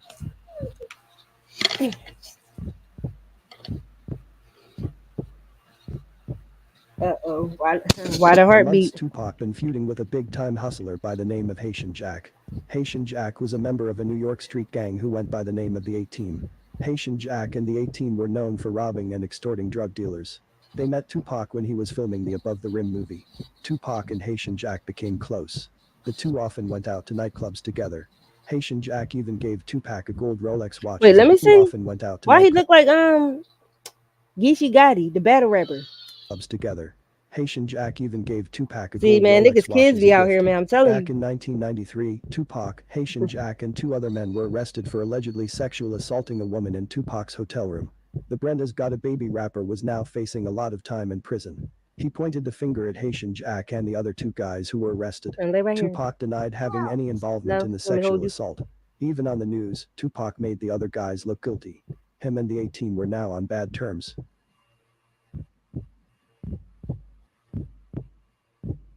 Before coming to Quad Studios, Tupac was at another recording studio working on a track for a Ron G mixtape when music manager boy. James Rosemond, also known as Jimmy Henchman, pages him back to back. Tupac uses a phone and call Jimmy Henchman.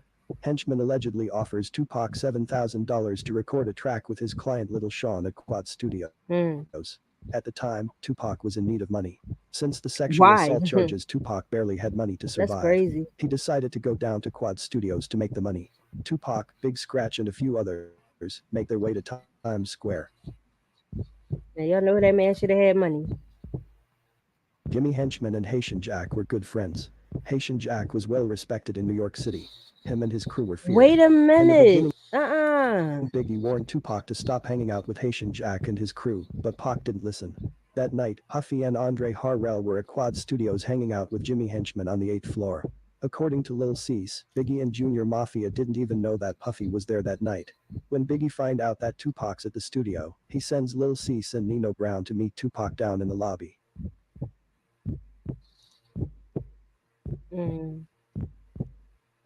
When Lil Cease and Nino Brown take the elevator downstairs, 2 men with guns make them get back in the elevator. Tupac Shakur was robbed and allegedly shot 5 times. Twice in the head, twice in the groin, and 5 once shots in the couldn't left drop me. hand. I took it That and night would smiled. end up haunting hip-hop forever. You wanna go play?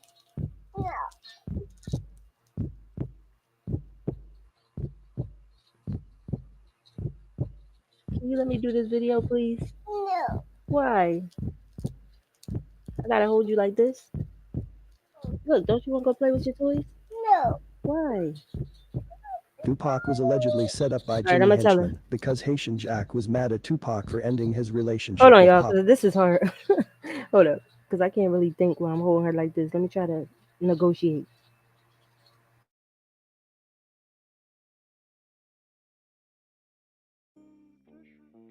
Hey, yo, God, this is crazy.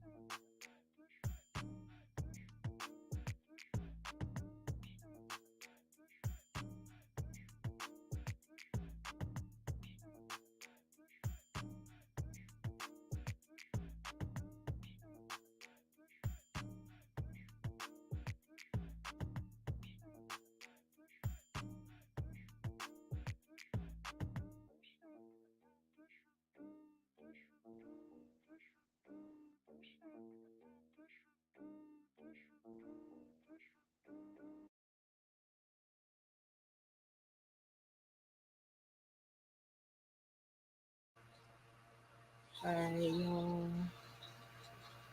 I may have negotiated. We'll see. This is very interesting though. Wow. Pop singer Madonna. Both Tupac and Haitian Hold Jack up. met Hold up.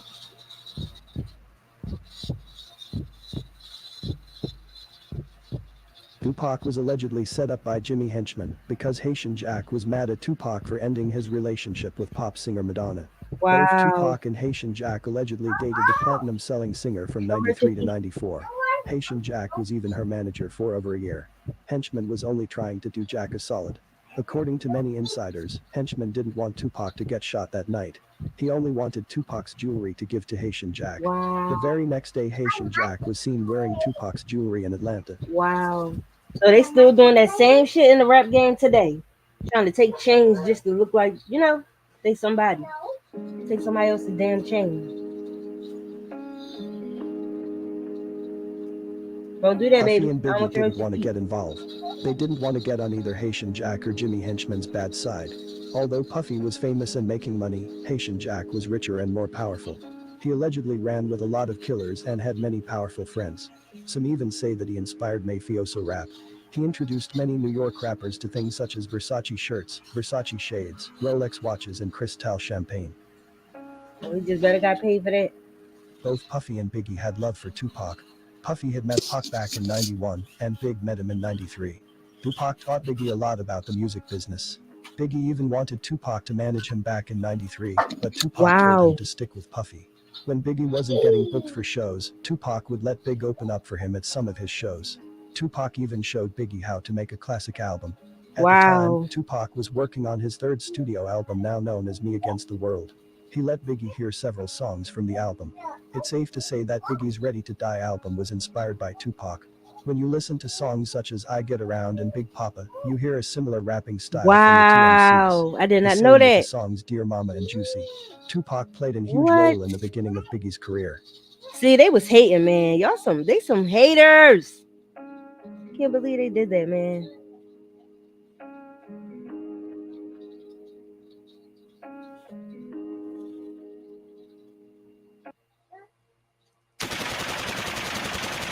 I hate when they do shit like this in these damn videos. That all loud in your ear.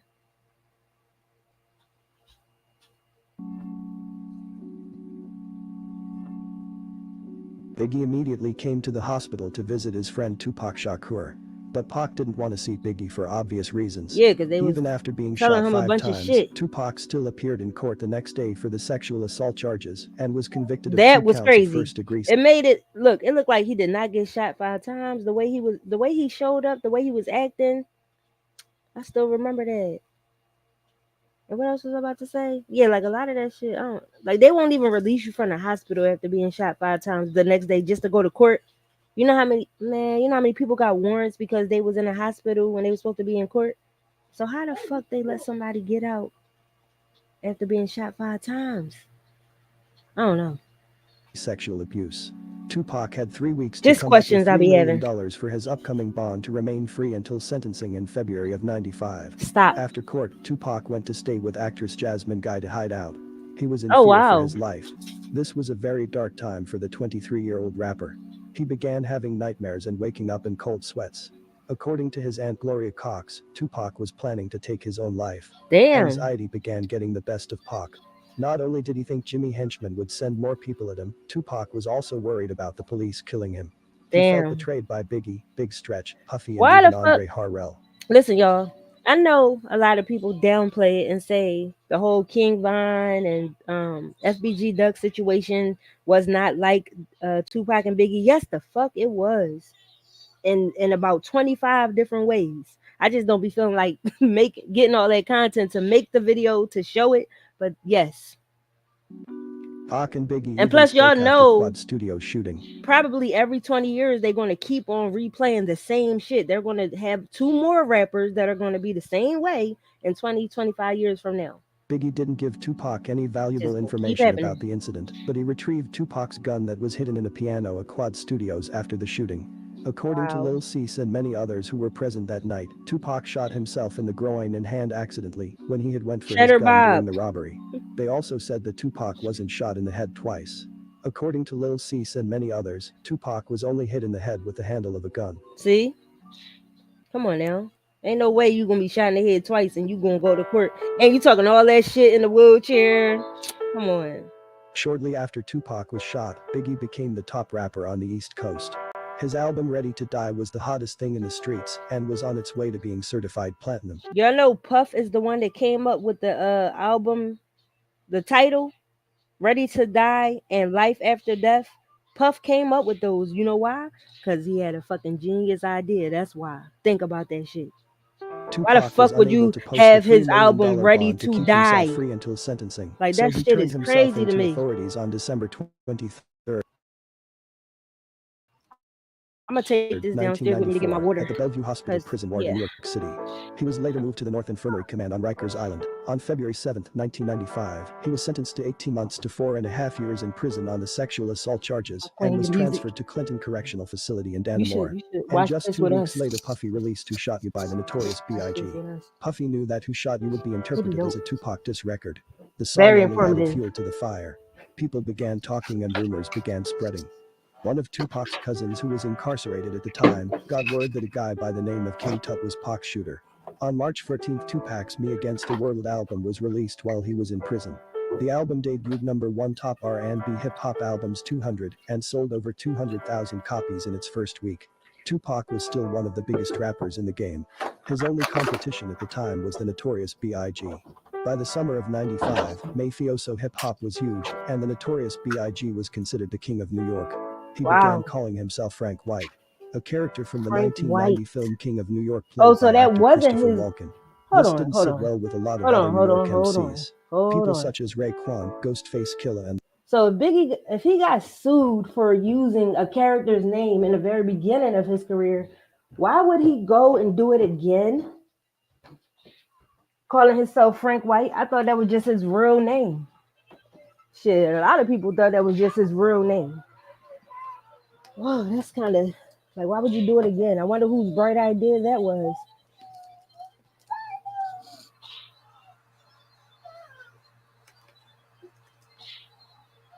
Hold on, y'all, my bad. Nas wanted that title. They all began dissing Biggie in their songs, accusing him of stealing their styles and even copying Nas' Illmatic album cover. In July of '95, Biggie made the cover of the Source magazine and was called the King of New York. This only made other New York MCs more upset. Puffy told Big to avoid the negativity and continue working. The 1995 Source Awards was held on August 3, 1995, at the Paramount Theater in New York City. This show escalated tension between the East and West Coast. Biggie won 3 awards that night and performs with Puffy and Junior Mafia. When Death Row Records CEO Suge Knight went up to accept the award for Best Motion Picture Soundtrack, he gives a speech directed to Puffy. Any artist out there wanna be a artist and wanna stay a star and don't wanna have to worry about the executive producer trying to be all in the video, all on the record, dancing That's come an to Death epic Row. that's Now an let's epic set the piece record of straight. history right Puffy there. wasn't Music being bullied or history. extorted by anyone. He wasn't afraid of Suge Knight. The two were actually good friends. Not only did they party together, Puffy Here. would even pick Knight up from the airport when he came to New York City. Back then, Puffy was the guy to tap in with when coming to New York.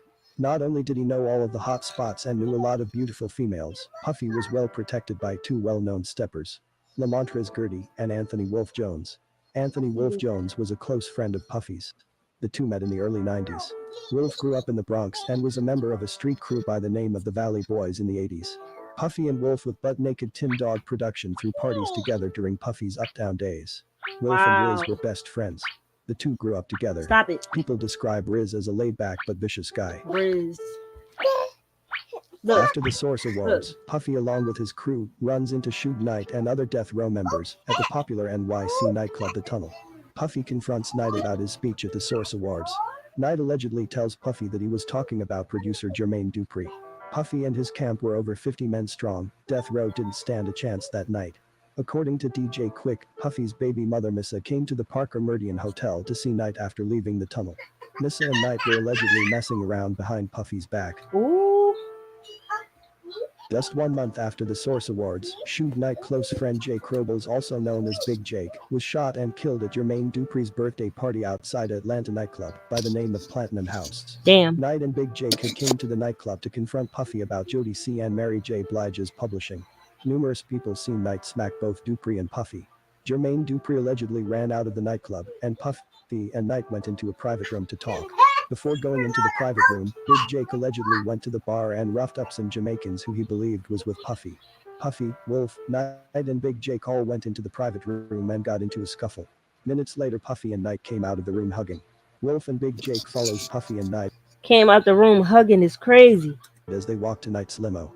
While Puffy and Knight talking, one of the Jamaicans began shooting in the air from across the street.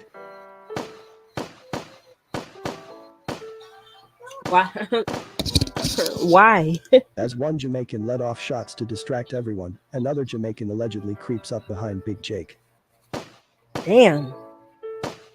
So that's the video shoot. One more chance. That's After what it looked shooting like. Big Jake, the Jamaican points the gun at Knight. Knight grabs Puffy and used him as a shield. Puffy and Wolf were allegedly friends with the Jamaicans, so the Jamaican decided to run off. Knight was seen screaming at Puffy after the shooting. He blamed Puffy for Big Jake getting shot. Puffy repeatedly tells Knight that he didn't have anything to do with the shooting. He allegedly tells Knight that everything's gonna Yeah, be he alright. ain't never got nothing Knight to do with gets the even shooting. madder and allegedly smacks Puffy again. When the Damn. police arrived, Puffy, Knight, rapper Too Short, Jermaine Dupri and many others all held hands and prayed for a dying Jake. Damn.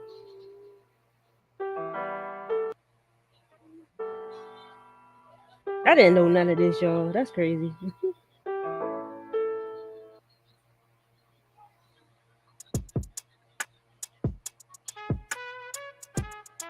On August 29, 1995, Junior Mafia's Conspiracy album was released under Undies, Atlantic and Big Beat Records.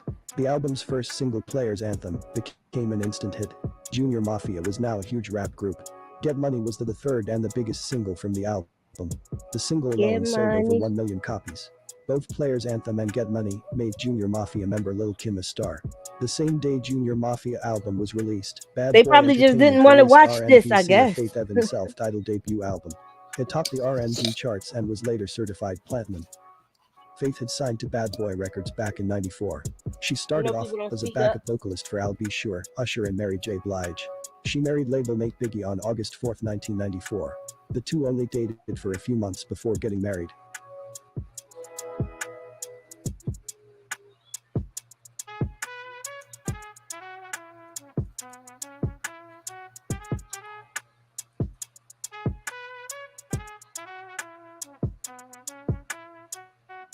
Puffy didn't approve of the marriage in the beginning. Biggie and Faith were both in their early 20s, and they were both new artists. Puffy knew that the marriage would eventually cause Bad Boy Records problems. And he was absolutely right. Tupac was bonded out of Dannemora Clinton Correctional Facility by Suge Knight on October 12, 1995, after filing an appeal. The bond was $1.4 million. Tupac signed to Death Row Records and moved to Los Angeles. Tupac allegedly sleeps with Faith Evans his second day out of prison, after recording a song together by the name of You Wonder Why They Call You B. According to Faith, Tupac invited her to his hotel room and she went. In December of that year, Snoop Dogg and the Dogg Pound come to New York City to film the video for New York, New York. They filmed at Times Square in Manhattan and in Red Hook, Brooklyn. This made the city look weak. A disappointed Biggie called up the Hot 97 radio station with Funkmaster Flex and basically gave the shooters in the city a pep talk. Not only did he get people ready to put in work, he gave out the Dogg Pound's video location. An hour later, the Dogg Pound's trailer gets shot up.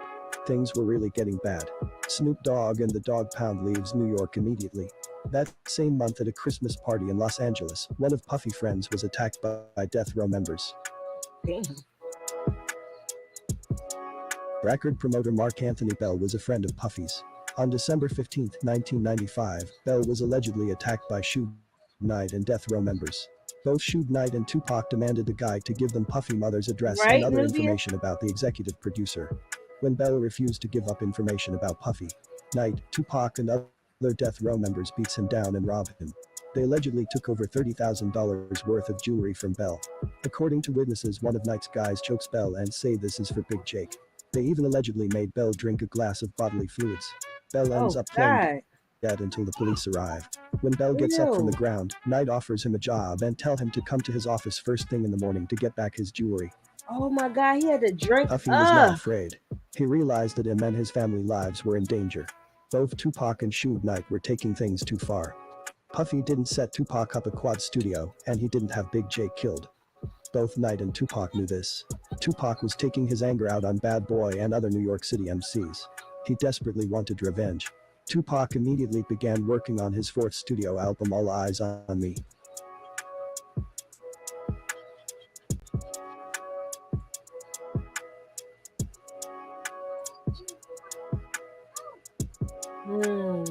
Tupac and Knight teamed up and attacked Bad Boy Records. Knight was sleeping with Puffy Child's mother, and Tupac had just slept with Biggie's wife. On February 13, 1996, All Eyes on Me was released and debuted at #1 on both the US Billboard 200 and the US Top R&B Hip Hop Albums charts. All Eyes on Me sold over 500,000 copies in its first week and was later certified diamond. The double album counted as 2 albums in Tupac's contract. On March 29, 1996, both Bad Boy and Death Row attended the Soul Train Music Awards. The event was held at the Shrine Auditorium in Los Angeles, California. That night, Biggie won the award for R&B Soul and Rap Song of the Year with One More Chance, and Tupac won the award for Best Rap Album with Me Against the World. During the show, Tupac and Suge Knight see Biggie in the Bad Boy camp and began yelling at them. Soul Train's host Don Cornelius told Knight and the Death Row camp to take it outside. As the Death Row camp began making their way outside, Puffy and his bodyguards seen them exiting the auditorium. Puffy panics and runs, leaving his bodyguard behind. Death Row strolls past Puffy's bodyguard and head to their vehicles.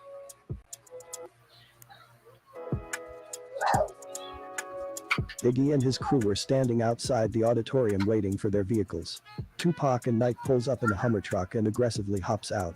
The Nation of Islam was doing security that night at the event. They stopped Knight and Pac from attacking Biggie. As Knight and Tupac yells at Biggie aggressively, Biggie's friend C-Gutta pulls out a handgun. Knight sees the gun and informs Tupac. The Death Row camp then hops back in their vehicles and drives off. Biggie and the Bad Boy camp were outnumbered that night. Keefe D and the Southside Crips wasn't present.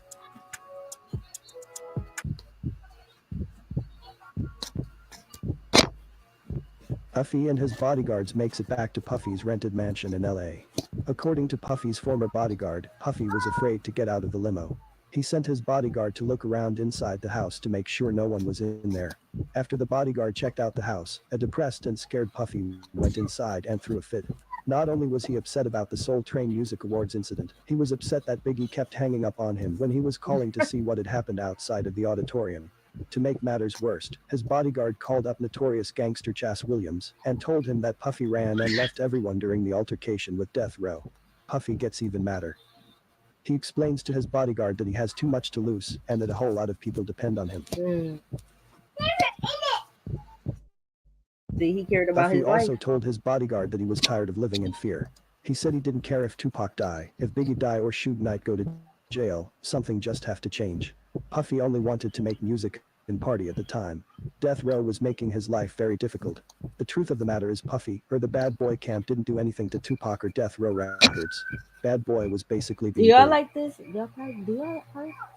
Maybe y'all don't. Hold on. I can watch that a whole nother time. I like it though. That's it's a lot of shit that I didn't know. Of course, we didn't have the internet, and we only heard bits and pieces and interviews or Wendy Williams talking shit. You know.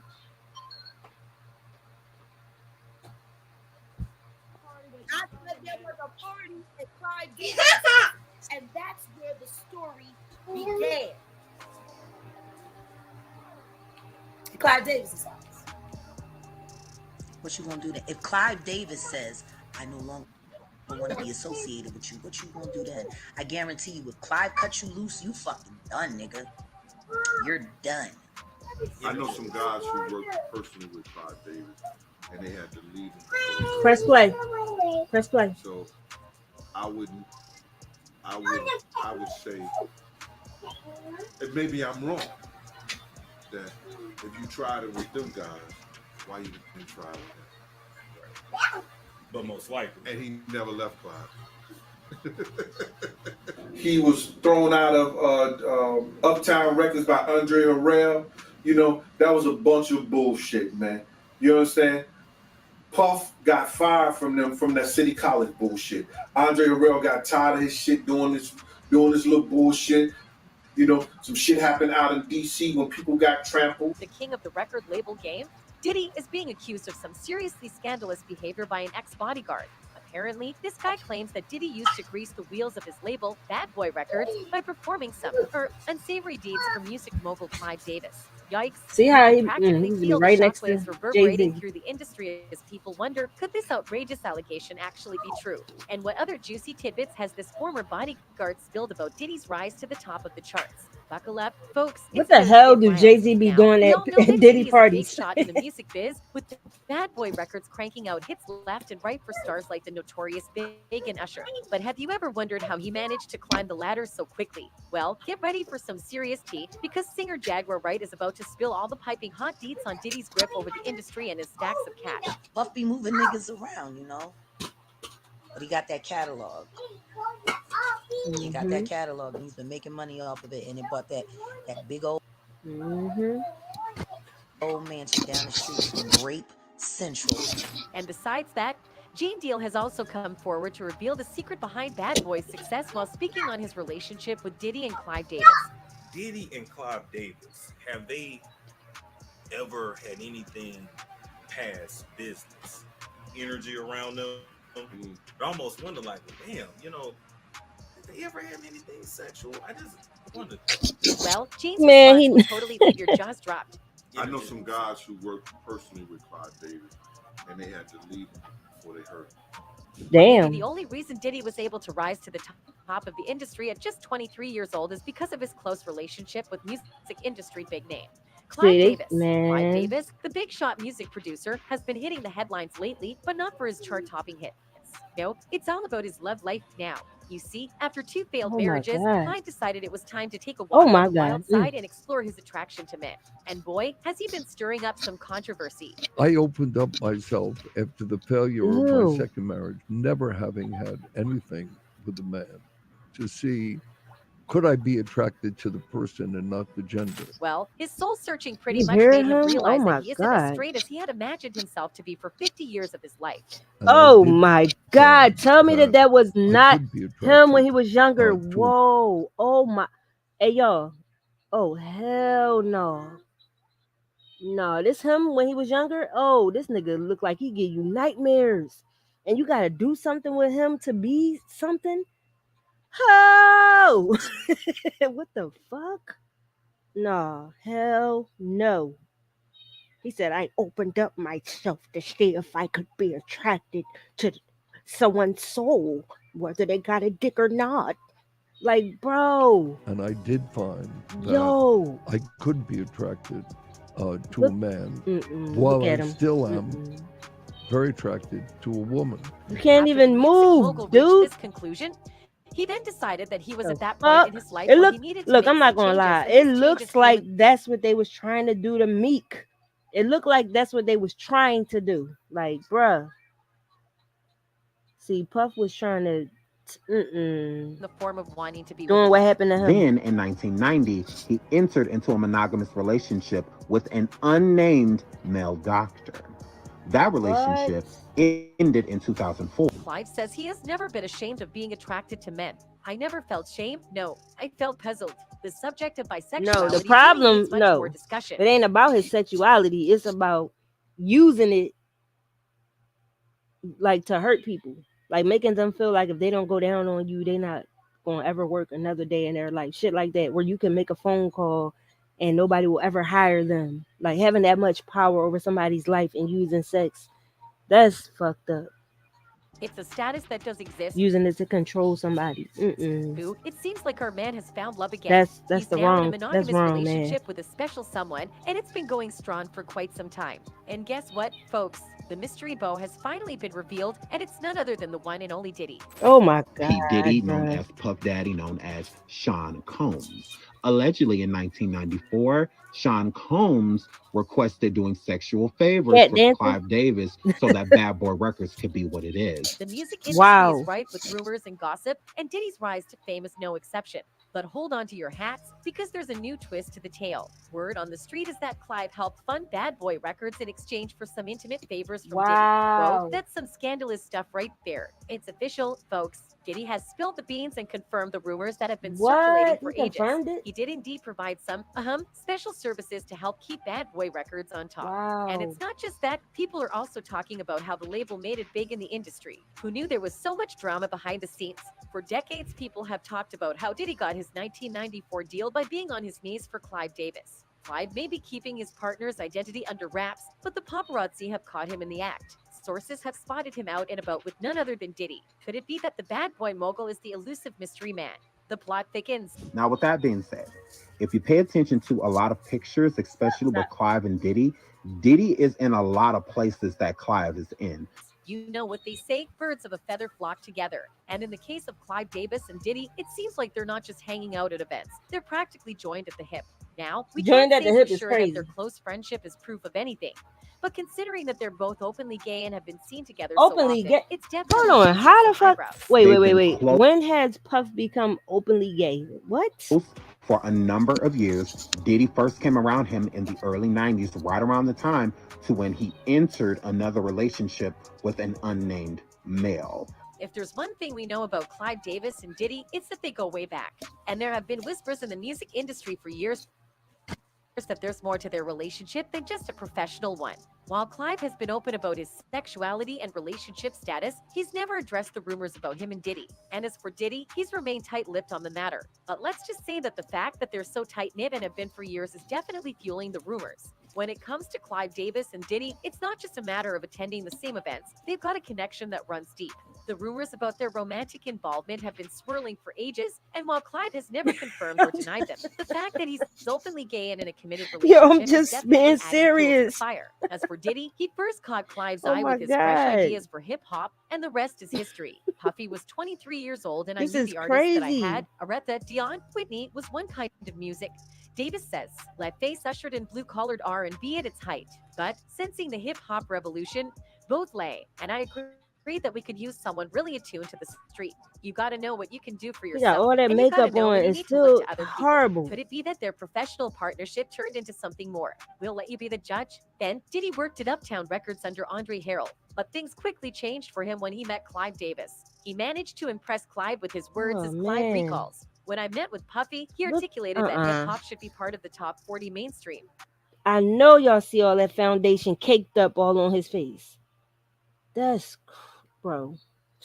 And that the business would change in the future. And I said, what have you got to illustrate that point? And he played me Craig Max Flava in your ear. And he played me the then unknown Flava? artist that he felt and believed so I gotta strongly. go. He played me 4 or 5 cuts Flava from in your Notorious ear? B.I.G. This was all it took to sell his vision to Clive, as he immediately told Diddy that had proved his point. I said, okay, you proved your point. That's when I introduced him to the weekly, what we called singles meetings. I introduced him to an executive there as someone who would Wow. help lead us to the street and share in the forthcoming hip-hop revolution. You might think that Diddy's big break came from a chance meeting with Clive Davis that kickstarted his music career. But the Oh truth my is that there's a lot more Nah going on man. behind This shit is not right, man. This shit is not right. I know y'all saw that. with Clive Davis that It's one little tooth right here sticking up. Do he have any? Like you see how bro, do you see the one little tooth just there while he talking? kickstarted his Oh my and you oh my I gotta go, y'all. You making people go down on you with your one tooth in the middle. Oh my god, this is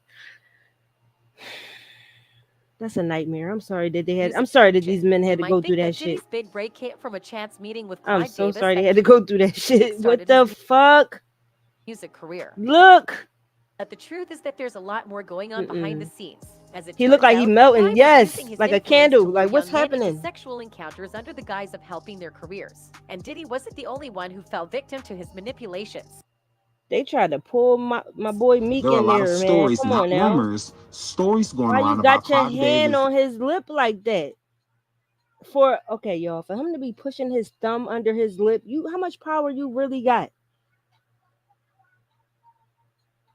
Oh, allegedly sleeping with men, that he was allegedly having rent boys, that a lot of the artists that didn't make it all the way So to was like a Puff showcase bringing or people to to It's a him? story we've heard all too often in the music Like, industry. was A young that and part hungry of artist the gets deal? a chance to meet with a big-time producer, only to be taken advantage of in the worst And way how long he possible. gonna do And it? unfortunately, that's exactly what happened to some of the up-and-coming talents that Clive Davis encountered over the years. He Yo, promised them oh fame my and God. fortune, only to use his Just imagine you got so much talent, so driven. You got your dreams, like you feel like you just made it.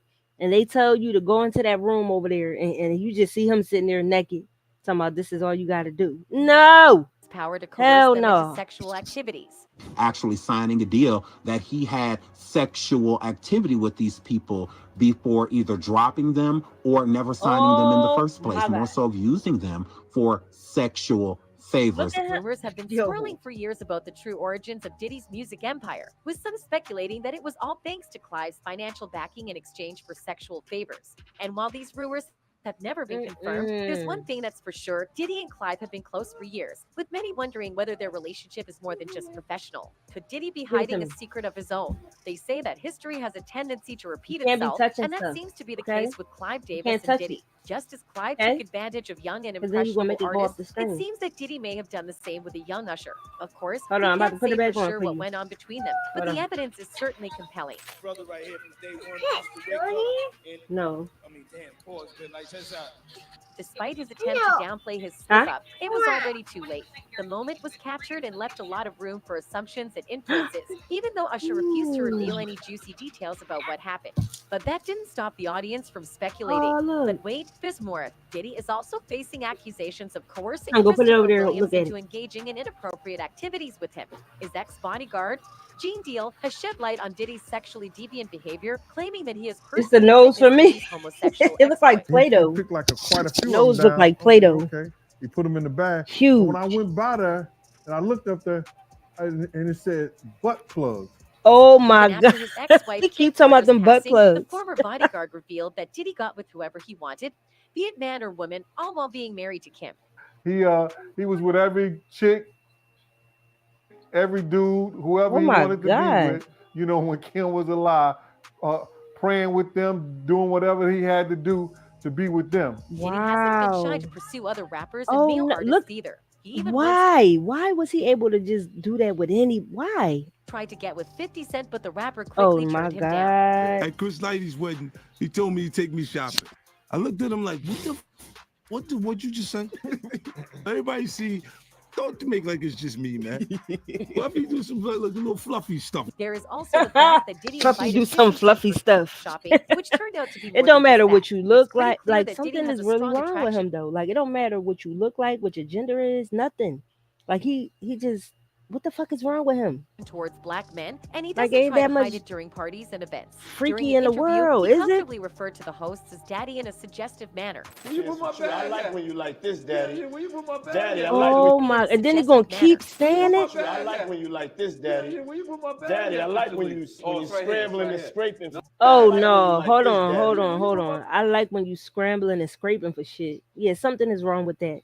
Daddy, I like when Look you at how Jadakiss scrambling looking. and Look, scraping. In a publicly Jadakiss was posted looking like video what the on his fuck? Instagram account, Diddy can be seen in a pool, shirtless, calling a black man daddy. Man, you doing it, man. You deserve it, daddy.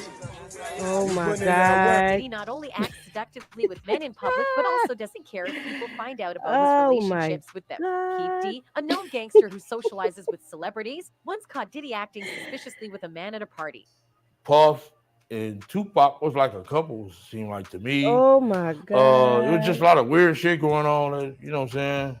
Well, a couple of fans seem to think that Diddy had to do some pretty explicit favors for Clive just so he could climb to the top of the industry. One of them tweeted, Sean Diddy Put your Combs toys was in given there. his bad boy imprint by Arist's Clive Davis, who is openly gay. Put your What toys in Sean there. had to do for riches is Ooh, not put your uncommon toys in for there. successful black men in entertainment and politics. All that glitters is not I gold. thought I told you Run that your we race, won't stop. let the next man run his. Another added, I also think Go ahead, Clive was put a toys in sex there. freak. Something is not right, and he mentored Diddy. Now, while we all know that Diddy has been doing these sexual favors for Clive for a while, just so the man could fund his label, it doesn't seem like any of them will be stepping out with the truth anytime soon.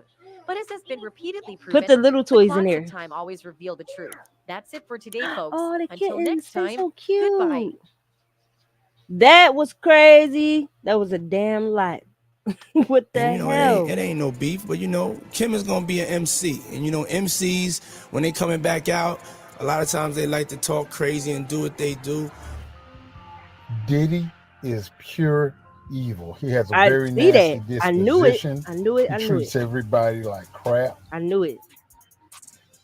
Every single employee he's ever had. Let me see. He and his mother the monkey, look. have looked down on them, belittled them, talked to them like they were the lowest scum on the earth. Don't get me wrong, it's irritating to see her keep busting shots at me and not paying homage, and then you're going to bust shots at me. That's really irritating, yeah. But so there were 3 people involved Let me in see. his murder. No, I'm let me calling it see. murder. I almost said death. Let me see. It's So murder. He put the got shot like 3 or 4 times.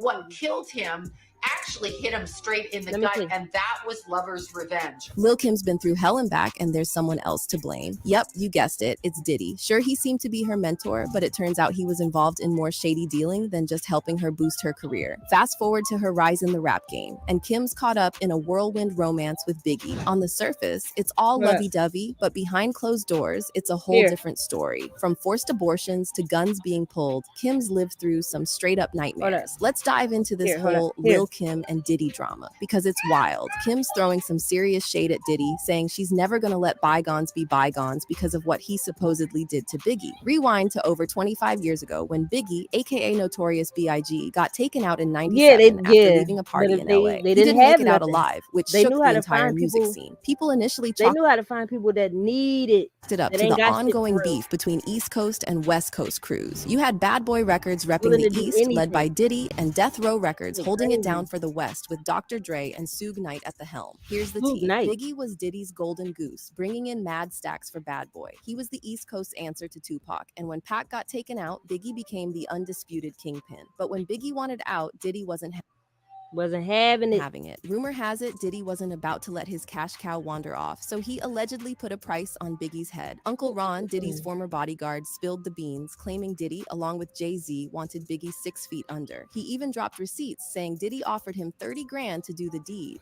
I was approached by Diddy. Oh my God. To perform a hit on one of his artists. Damn. Finding out that he wanted all the rights to all his catalogs.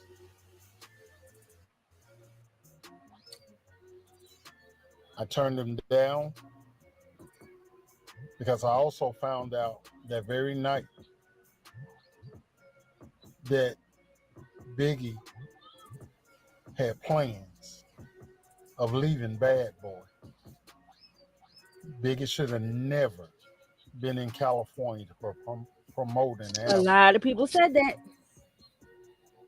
With a broken fibula bone, who can barely walk. Cash cow, just disrespect. See? To go to another studio. That's how they look at these artists, man. In New York. Diddy is pure evil. He has a very nasty disposition. He treats everybody like crap. Every single employee. Hold on, is this that channel that be fucking playing shit over and over? Hold up, because we're Other not about to get ex-bodyguard played. of Diddy's didn't exactly call Diddy out directly, but he made it crystal clear that Diddy's hands weren't clean in this mess. He dropped hints, making it obvious he thinks Diddy was in on Biggie's murder. You understand that? So only one that has an opportunity and only one that could have done that was somebody from the streets. How all these people speaking up and he still ain't going down? And they are put up to do something. Maybe he is an informant. And when I never Puffy didn't care about Biggie, obviously, to put him in a position to be in California that at that time. You see what they saying? Like, he wanted out. He didn't want to be signed with him no more, and he, you know what I'm saying? And he put a price on his head. I knew it myself, and I didn't know it that night that those stickers were Crazy. on the car. I didn't know that till years later. But anytime you see any kind of thing like that on a vehicle, on the street sign, Turn the lights on off the before wall, they run out, Mama. it Look. comes from the street Turn off team. your lights if you're not using them. Look. So Turn it off. somebody was put up to do that because they didn't put it on Puffy. So you won't break it, okay? Turn it off and turn off the other one too. And those cars was rented. Good job. Look at your other one is on. So to put those stickers on there, you defacing the property. You understand? Somebody got to pay for that. So my whole thing about it is that all that for money, right? It was somebody in our crew. Money and power. Money, power, respect. Wanted them to know that Big was in that vehicle. Gene spilled some major tea about Biggie trying to bounce from Bad Boy Records. Yup, Biggie wanted out and he wasn't playing. Shit. He said, but I'm about to get this money. So he showed me, I said, you about to get that money? He said, yeah, look at this. It had Charlie Baltimore, Cameron, Little C's, Little Kim, Junior Mafia, Tracy, I don't know, Tracy Murray, Tracy Lee, and the commission. And I think the contract was for so many years for like 62 million. It comes out to like $62 million. Oh yeah, he was right to take them out. Damn. That's what I said. I'm like, damn.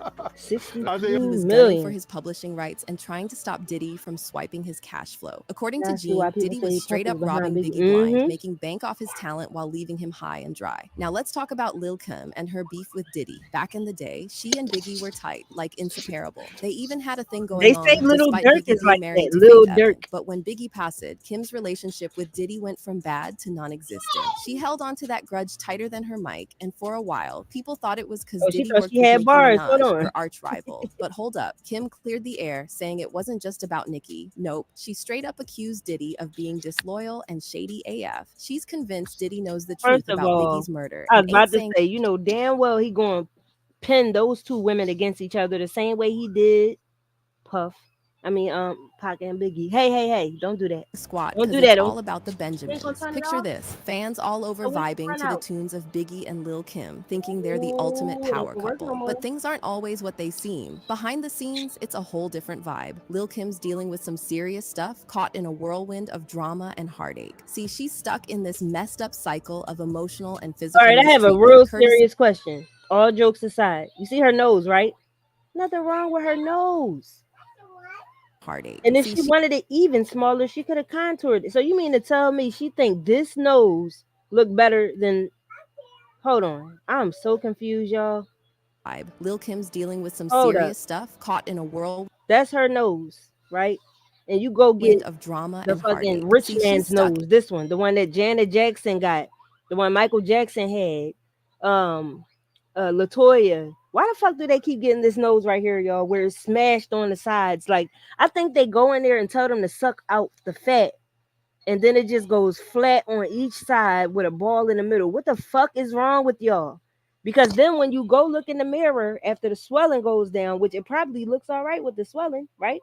Swelling go down, y'all got two flaps on the side and a ball in the middle. Now y'all crying trying to get the shit done over again. And over till it's just gristle and there's nothing there. That shit is crazy, man. Your natural nose, there was nothing wrong with it. I know. In this messed up cycle, it's just like, what do they ask for when they go get that nose? That's all I'm saying. Mistreatment, courtesy of her on and off partner. Now let's zoom in on Kim's journey. Growing up in Brooklyn, she's facing some major hurdles with her mom unable to hold it down and her dad, well, let's just say he's not winning any Dad of the Year awards. Things take a dark turn when Kim starts dating at 13, sneaking around behind her dad's back. But when he catches wind of it, all hell breaks loose. Kim's dealing with some serious verbal and physical aggression, and eventually she's out on her own. Now Lil Kim's out here, bouncing from place to place, crashing on couches, just trying to make it through. And let me tell you, it ain't easy. She's hustling hard, just trying to survive. And yeah, some guys offer her stuff in exchange for, well, you know. Then, out of nowhere, fate throws her a curveball. She crosses paths with a 19-year-old Biggie Smalls on a street corner. Kim decides to show off her skills, busting out an impromptu performance. And guess what? Biggie's totally feeling it. He sees her talent and invites her to join his crew, Junior Mafia. And get this, she's the only girl in the crew. But Kim's got more than just music on her mind. She's also dating this guy named Sean Powell, who's got some serious trouble with the law. He's locked up for robbery, facing 8.5 years behind bars. But Kim's loyal. I understand, just like Michael Jackson and his dad. That's why people gotta have self-confidence and don't be worrying about what the fuck somebody else got to say. That shit is crazy. Y'all done sticks ruined by his side, herself visiting him and in can't go prison back. whenever she can. But Her let's nose be was real, actually over cute time, at things one. start to fizzle Her out real between nose them. was The cute compared to engagement's that. called off, and Kim's shifting her focus to her rap career. Meanwhile, sparks are flying between her and Biggie. They're vibing, clicking on a whole other level. But here's the kicker. Biggie's already tied the knot with his high school sweetheart, Jan Jackson. So you know how everyone talks about their time in Junior Mafia and dropping hit after hit? Well, there's more to the story than meets the eye. Turns out their relationship was a hot mess from day one. But here's where it gets crazy. Biggie and Kim start this secret affair that lasts for a whopping 4 years. And get this, he even goes and marries Faith Evans while still sneaking around with Kim. Now imagine being at your ex's wedding when you're still hooking up behind their back. Yeah, Kim did that. Some people might call it disrespectful, but hey, loyalty to Biggie ran deep in those circles. But here's the thing, while everyone around them knew what was up, Faith was clueless. She thought they were just Damn, work you friends. can't trust niggas. Wow. Not at your wedding. Can you imagine the Why would you shock when even she want to found go? out? In an old Like, interview, Kim spills the tea, revealing that their relationship went way beyond music. For She was real? his friend, his lover, his everything. They were like a Oh, match made in wow. heaven, You wrote on inspiring it each other or in more ways colored than it? one. And poor Faith, she had no idea. No alarm bells ringing, just blissfully unaware of the betrayal happening right under her nose. You know, when Put it you're in not there. looking for the Put it in that sometimes when bowl. you ain't looking Look. for stuff, Oh. you just ain't gonna see it. I mean, you know what I mean? I wasn't looking for that to be the case, so I wasn't looking at anything that may have been a clue. Wow. She was because just wow. that just was the first thing from my mind. It was a shock, but I First think things he knew first, that, Faith too. Evans noticed something wasn't right between Biggie and Kim. She spilled the tea in her memoirs, revealing how Biggie would straight up yell at Kim and threaten to kick her out of Junior Mafia. I Men mean, be can you knowing when they believe got he'd a treat woman her that's like just that? Faith naive. even And overheard him screaming at that's Kim the one only what they time, tell saying them. she ain't special and threatening to replace her with Foxy Brown. Now let's talk about that Get Money video. You know the one where there's a Faith Evans lookalike strutting her stuff? Well, Faith sets the record straight. She reveals that she was actually asked to be in the video, but she shut that down real quick. She wasn't about to play nice when things were rocky Charlie between her and Baltimore? Biggie. wasn't speaking to him. So I was like, no, like tell him that, tell him to ask his girlfriend. Like I was on some, like just really how we were dealing with each other at that time. Immature and, stubborn, but at the same time, I was like, why am I going to be in the video? And get this, Right? the What song the wasn't hell? even about her. But get this, Faith suspected something was up when Kim threw shade her way, acting all attitudey even though they barely knew each other. A shock, but I think it was more so a shock that the way I even started questioning it was because she got on the radio and was speaking about his and my relationship, which was just uncharacteristic because he didn't really play that. You know what I'm saying? So it was just kind of strange to me. Like I know he didn't tell. Like if you know what I mean, that just doesn't make sense. Like if anything, he would be like shutting you down. Like keep watch People your mouth, held keep this your shit mouth in for closed. I don't. years. I just that just Even seemed really Charlie strange dating to me. Biggie So, too. yeah, Yes. we should be talking about our marriage, but it is what it is. And let me tell you, Faith's suspicions were spot on. You said that Biggie actually admitted to you that he was having a relationship with Kim, the whole time for years. After I asked him, but I didn't know anything about them for this is probably at least a year and a half after we were together, so I didn't know anything about them. Sorry, y'all. I didn't even think anything about them, to be quite honest. She caught Kim and Biggie in bed together on Christmas Eve. Faith didn't hold back, straight up throwing punches at Kim until she realized who she was beating up. Awkward, right? But the drama didn't stop there. Kim got so mad she scratched Faith's car and even threatened to blow her brains out. Yeah, it's as crazy as it sounds. According to Faith, it was love at first sight, or at least that's the story she's sticking to. Then Faith gets pregnant in '96, blissfully unaware that Kim's carrying Biggie's bun in the oven too. Kim actually found out she was pregnant while they were laying down tracks for Hardcore, which totally added to the drama of their already intense situation. Stop. But Babies here's always the gotta go kicker. too Kim far when knew you the playing deal. with them. She knew messing with a married man was a Leave us no-go, alone. and she still did it. I already knew the kind of relationship that Biggie and I had, and I knew that having a child was Let me something see that that. couldn't take place, she said in a 1999 interview with The Fix Source. here. But Fix the apparently, covers. Biggie wasn't just mean to Kim, he was downright violent. Jermaine Dupri spilled the beans about Damn, Biggie pulling a downright gun on Kim violent. after she confronted him for sleeping with her cousin. What you said that you saw Biggie pull out a gun on Lil Kim? Oh yeah, yeah. What was that about? I mean, Big was for real. You know, just leave it. I'm gonna leave it right there. Like Big was for real. He want one of these guys to be playing and want no fake ass rapper.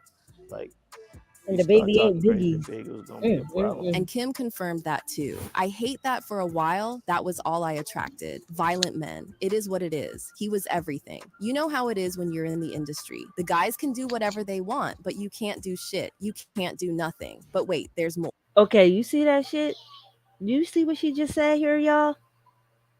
You know how it is when you're in the industry. The guys can do whatever they want, but you can't do shit. I want to know more about Jay-Z and Beyonce. The guys can do whatever they want, but you can't do shit. You can't do nothing. But wait, Kim there's had more. some Kim nerve being finally upset opened with up me. about their toxic relationship, admitting they had a violent history. She even blamed Biggie's behavior on his Gemini sign. I mean, seriously? Astrology as an excuse for violence? That's a new one. Yeah, And that despite is all a the new one. abuse, Kim still seems to have love for Biggie. Some people think it's a classic case of Oh, she trauma talking about how bonding, he while switched others just up. can't wrap That's their what she heads meant by around why that. she'd still care for someone who treated her like dirt. And guess who was So if allegedly she involved hold in on, all of this? so if she said Biggie being a Gemini is the reason for his violence, what I think she mean is he was a sweetheart to her, and then he was treating her like shit. So she probably was like, "Here you go with this Gemini shit." But all that beating your asses, that's on you for letting that happen. You don't keep letting it happen. Diddy himself, Lil Kim is spilling all the deets I about don't know her what the fuck. former People mentor gotta and take producer, accountability, and man. let me tell you, it's a whole mess. So picture this, Diddy, the big shot in the music biz, supposedly ain't the saint he appears You know what to it be. was? According to Them Kim, drugs, he's like a man. wolf. Like they just was talking about the shit that they take at those P Diddy parties, like the drugs they be mixing and shit. Cause I think he was a sweetheart and had. First of all, did you see? Never mind.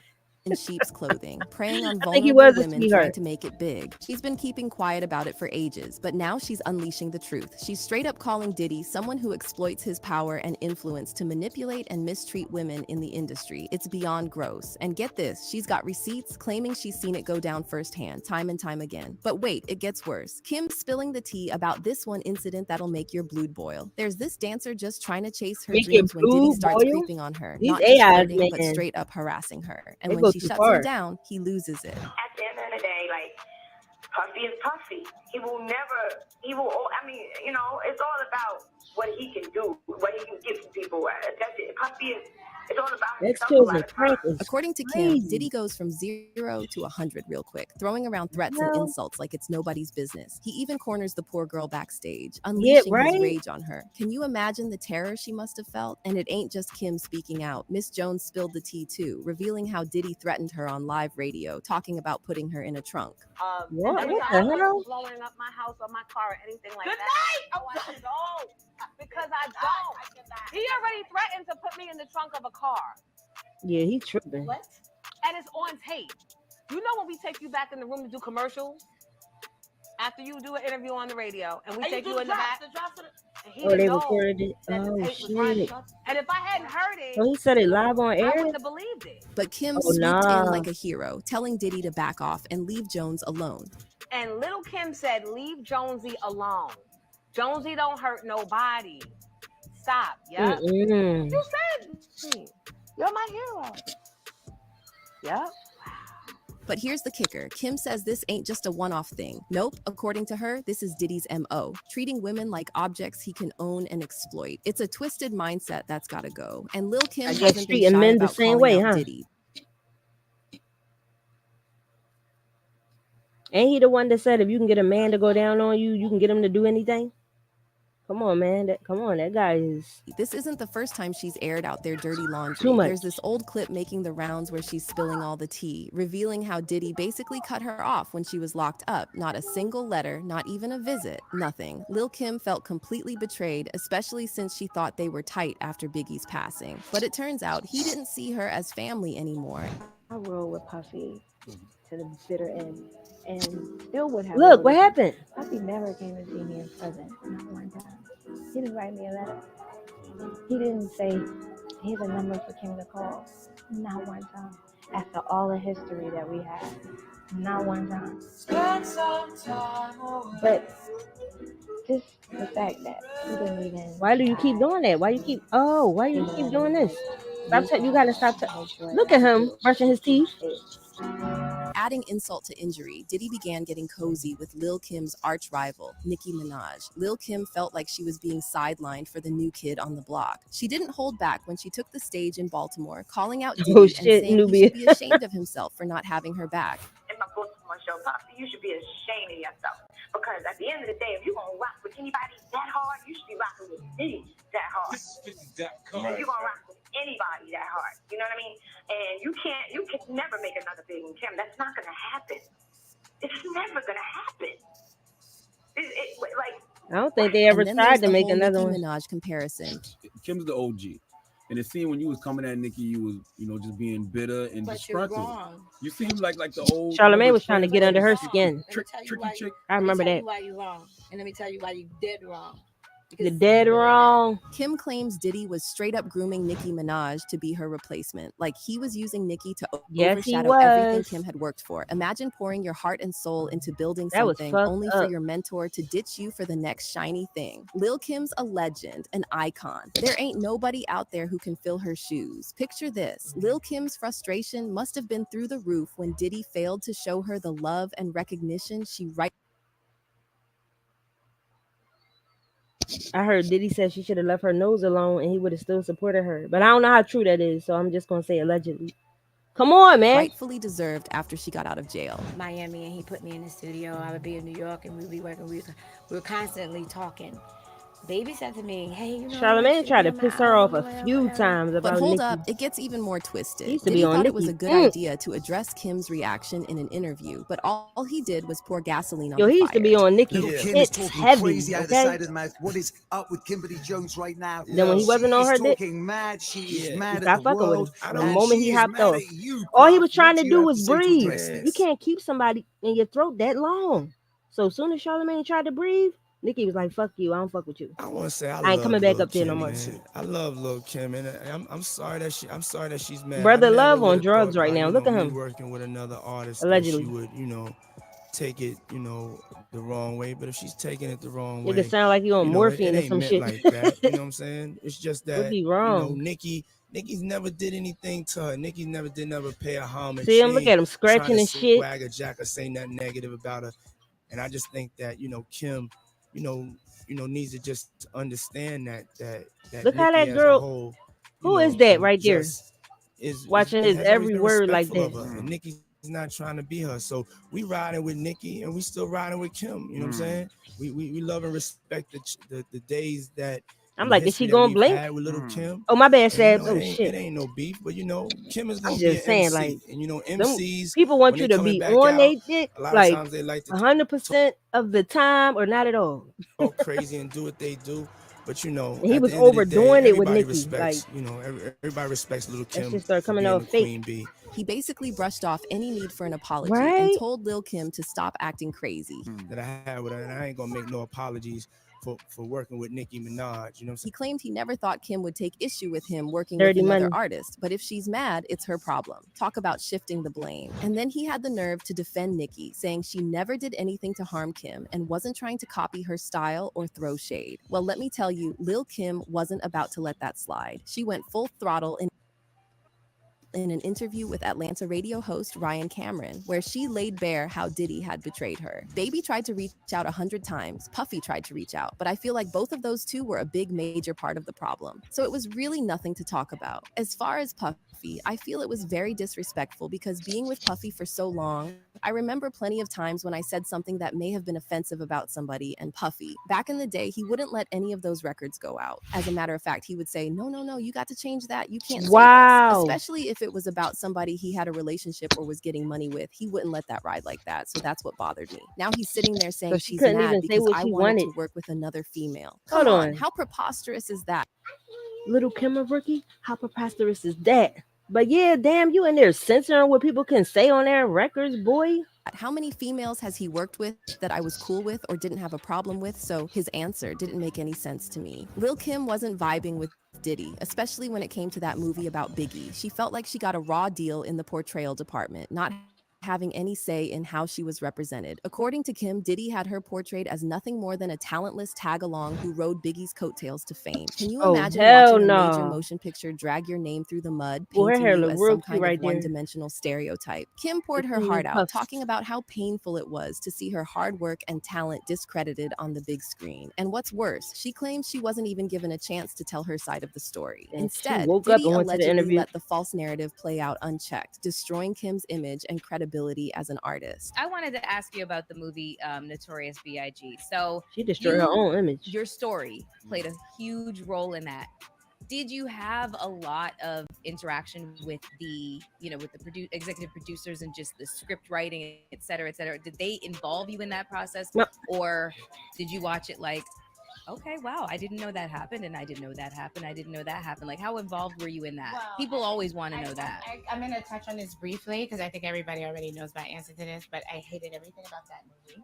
I hated it. Yes, I wasn't Babs. involved What in the it. I fuck? actually An had Asian to play her get my lawyers girl? involved, in which I ended up getting a check from it, and that was the only reason why. I just whatever.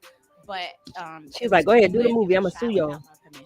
Everybody knows this. But how do you? About it. But the betrayal didn't just hurt Kim professionally, it cut deep on a personal level too. She claims it took her years to Oh, she rebuild was her cute confidence back and then. That's self-worth sad. after Diddy's ultimate betrayal. Sure, she looked up to Biggie for advice sometimes, but that's different, you know. Plus, Lil' Kim was young when she got involved with Biggie. She admits she didn't fully grasp the whole married man situation back then, but she swears she was all in with her feelings for him. It wasn't cool how things went down. I didn't really know how to deal with that. I was young, you know. I'm not like if I could do it over, I wouldn't mess with a married man again, you know. But I was young. So at the end of the day, like she was more mad at the situation than I was. Right. And when I look back at it, damn, you know, she was married to this dude, but he was fucking everybody. What the fuck? He Trying to was find beating out shit, he and was I love fucking him, don't get me everybody. wrong.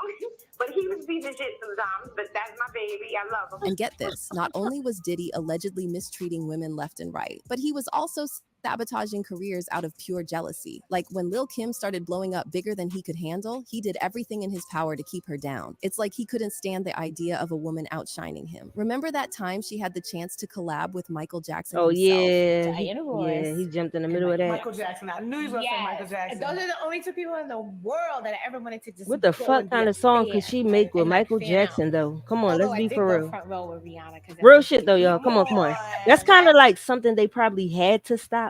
I never seen Kim be versatile, so that would be kind of crazy. That don't make sense. Doing the song with Michael Jackson, like what? Wait, so you never got to see Michael Jackson? He talking about he loved her and her music, but what the fuck was y'all gonna do together? Yeah, iconic, Oh my. right? You know it's so Interesting. crazy. Rodney Jerkins, he was working on Michael Jackson's album, and he was like, "Yo, I was playing Queen Bitch for Michael Jackson," and he was like, "Man, I love how she raps behind the beat, and it's so sexy." In my opinion, it don't make sense. So I'm telling you That I wouldn't even want to hear Michael Jackson on a song with Kim. Me personally, I wouldn't want to hear that. I think I might. I never saw her be versatile. Because I fell out the seat. I've seen Biggie be versatile. I never seen Kim be versatile. But guess what? Diddy supposedly pulled the plug behind her back, blocking her from this once-in-a-lifetime opportunity. Oh, let me tell you what happened. Okay. Puffy was my manager at the time. Okay. And when we brought it to Puffy, Puffy was like, Puffy can be a little bit controlling because I was like his little sister. So I don't know. I don't know if him and Rodney were going through something at the time, but it just never happened because I was a kid, so I wasn't handling my business. But I remember seeing Rodney and he going, "Yo, what's up? I've been calling, and you don't want to be on Michael Jackson's album?" I was like, "What? Are you crazy? Of course I do." But I didn't know what was going on behind the scenes. So that was a missed opportunity, not due to anything I did, but like, I just it was out of my control. And I really, really, really, really, really, really, really, really, really just want to go somewhere and die. Talk about petty. But Kim didn't let herself stay down for long. Oh no, she turned all that pain and anger into her First of music, all, using her Michael lyrics to Jackson call had. out Diddy's shady behavior and demand First the of all, respect she deserved. But even after all the fiery dices and public callouts, Diddy still. First of all, Michael Jackson had way more power than Puff. So if he really wanted to do a song with Kim, he would have. That's another thing. Way, way, way, way more power than Puff, and been way more countries and different. Man, if he really wanted to do that song, it would have got done. Still didn't seem to get it. Kim claims they went head to head backstage at one of his concerts, with her letting loose on the man who had betrayed her. And as more people come forward to back up Kim's story, the pressure is piling up on Diddy to finally own I'm up to still his curious alleged though. What would they wrongdoings. have Will he done? break his silence Some and freaky address these shit? heavy allegations, or will he keep dodging the truth and let his critics Stop, I keep hear coming you. Stop, stop laughing. Some freaky shit. Yes. What else was they gonna do? at Oh my him? goodness. On the other I'm hand, Kim's curious still though. singing Biggie's praises, despite the rocky road they traveled. And while her journey's Ooh, been send far it to from me. easy, she's owning her story and rising above the drama. And his death hit her harder than anyone else, like she was literally Send it on the to me. floor rolling and crying, according to Oh, the Charlie link. Baltimore. She was rolling on the floor, I want to see. and I just found it to be. I'm not saying that people handle grief in different ways. I'm not saying that that's, maybe Ooh, that's how she really was feeling, that she wanted to roll across the floor in a funeral. yo. To watch someone roll on the floor She was rolling on the floor at the funeral.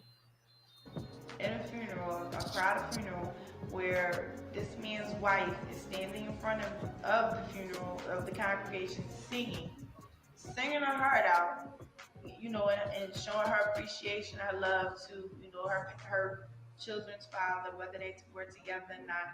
I thought that was quite classy. For you to disrupt that and roll around on the floor, I just found that to be totally, I really don't even know what the word. I sat all the way in the back in the cut and watched this whole thing unfold, me and my girlfriend, and I'm like, is she rolling on the floor? But let's not forget that whatever she went through leaves scars, both physical and emotional. Kim's been through the ringer, and it's clear she's No, they still didn't healing make fun from of her those rolling wounds. on the But damn here's what floor. the fans think. A jump-off or side chick relationship is always toxic and never peaceful. No one should be surprised by this. Biggie being mean in front of Faith was just a way to distract Faith from their affair. The only reason why Biggie and Kim's affair is glamorized these days because a lot of women glamorize being a side chick, and it's not cute. And I think he saw her as property, definitely not wifey. I think she was starstruck with him, and she felt like she would never have someone bigger than him, so she accepted the abuse to stay relevant and have access to him. Sadly, her self-esteem was destroyed in the process. And when it comes to Diddy, here's what they think. Diddy look at Lil Kim like a business deal. That's why he never showed her love while she was in prison. She couldn't make him any They money, look at so she all was the worthless artists to like him. that. One thing's for sure, if there's even a hint of truth to Kim's words, it's a significant stain on Diddy's legacy that won't You're simply like a fade away. product. Do you believe Diddy was If the involved in product Biggie's is not death or in selling, you Kim's don't rough need it. That's times how with they him? look Share at your it. thoughts, and if you enjoyed this video, be sure to check out the other one for all the Oh latest no, tea. this one right here. Hold on, real quick, because I'm about to get up off here. I did want to know about Kim Porter's death and how they reopened it and how they was looking at Puff. Kim was found unresponsive in her home in the San Fernando Valley area of the city. Emergency services were called, who pronounced her dead on the scene. You all knew sooner or later. We'll get here. We're about to dive deep into some allegations that have been simmering these internet streets for a minute. I'm talking about the wild conspiracy theories claiming the feds might finally be looking into whether Diddy had something to do with the untimely unaliving of his ex, Kim Porter, back in 2018. Now, I know what you're thinking. Diddy involved in offing the mother of his own kids? That's some serial killer psycho-ish, right? But hear me out. Because when you stack up all the shady circumstances and allegations surrounding Kim's sudden passing from pneumonia, this story starts sounding crazy enough to be true. See, from the moment news broke of Kim's shocking death at just 47 years old, folks were raising mad eyebrows. How does a seemingly healthy woman up and die from basic pneumonia like that, unless there was some underlying condition we didn't know about?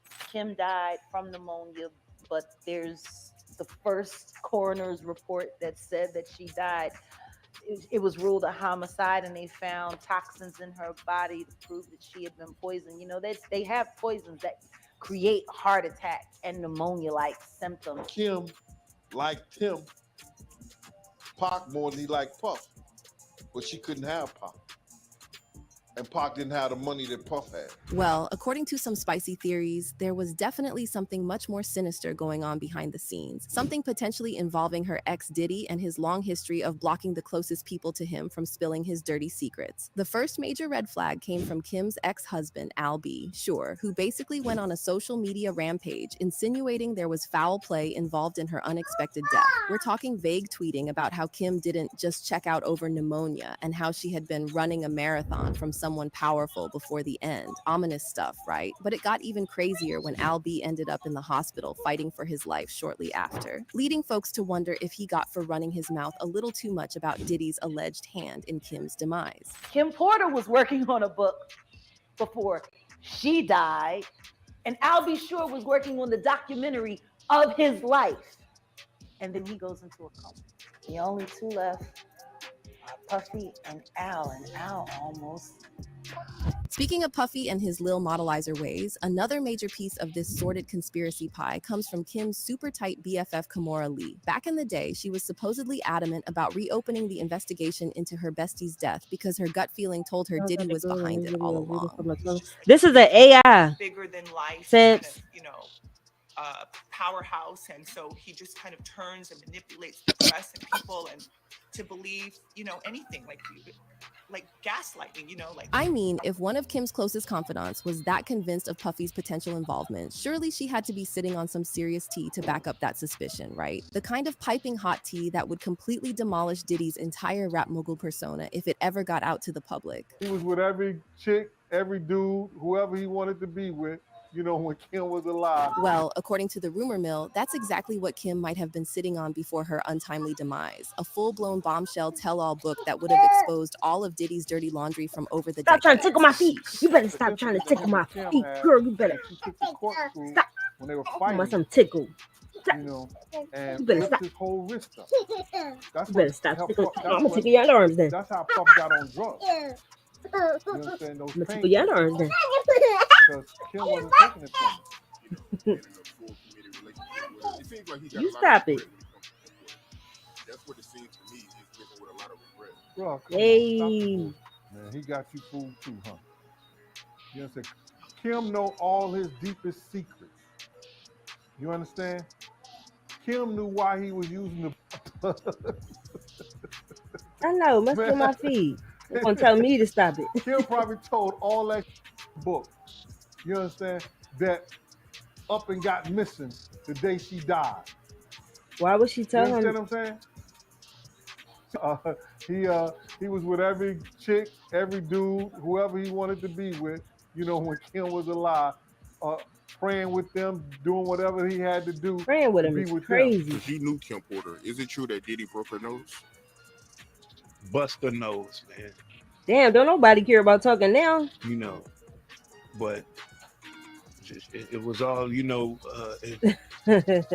insecurities. Oh my goodness. Anytime a man would go out his way to wiretap someone's phone or put taps in their homes just to monitor their wiretapping conversation, somebody's that's a phone sign of is going too insanity. fucking From what the far, birdies man. were whispering, Kim had somehow stumbled onto so much That's incriminating insane. evidence of Diddy's shady business dealings, substance smuggling operations, and misogynistic behind-the-scenes behavior that he simply couldn't risk letting her put pen to paper. It's the same exact motive that some people think led to the untimely demises of Diddy's other close associates from back in the Uptown Records I don't days, even folks like like being Andre Harrell and Heavy D, who had also allegedly been working on their own exposés before their deaths. Convenient timing or a little too coincidental? Andre was writing a book right before he died. Damn, man, motherfuckers need to just stop telling people they're gonna write a book and just, well, actually, the people that's helping them probably be talking. Like, why y'all keep telling people? Put the shit out. Heavy D was working on a book Jeez. before he died. Kim Porter was working on a book before she died. And Al B. Sure was working on the documentary of his life. and then he goes into a coma. But if Diddy really Come on, did take out man. his Is own it day that one fucking homegirl to keep serious, her man? quiet, he might have Stop doing celebrated stuff that you don't prematurely. want nobody Because to the know. internet whisker God mill damn. Kim's other day one, Cassie actually got her hands on a whole bunch of incriminating evidence against Puffy before the end. We're talking a leaked tapes of Diddy Look getting at him. freaky What that the would have fuck? tanked his career, hush money receipts, video evidence from his shady offshore dealings, you name it. Cassie had all the goods to We can need potentially anger take him all the management. way down if she wanted. I will advocate for you. Because, see, I know something that a lot of people don't know. I know that you and Kim Porter had a sit down right before she left us. And I know Kim had some very good advice to give you. And I believe that this is why things are happening as they're happening now. Kim was smart, wasn't she, Cassie? Kept you alive and kept you safe. I will advocate for you. I went to honeycomb. But you are a victim. And I know that.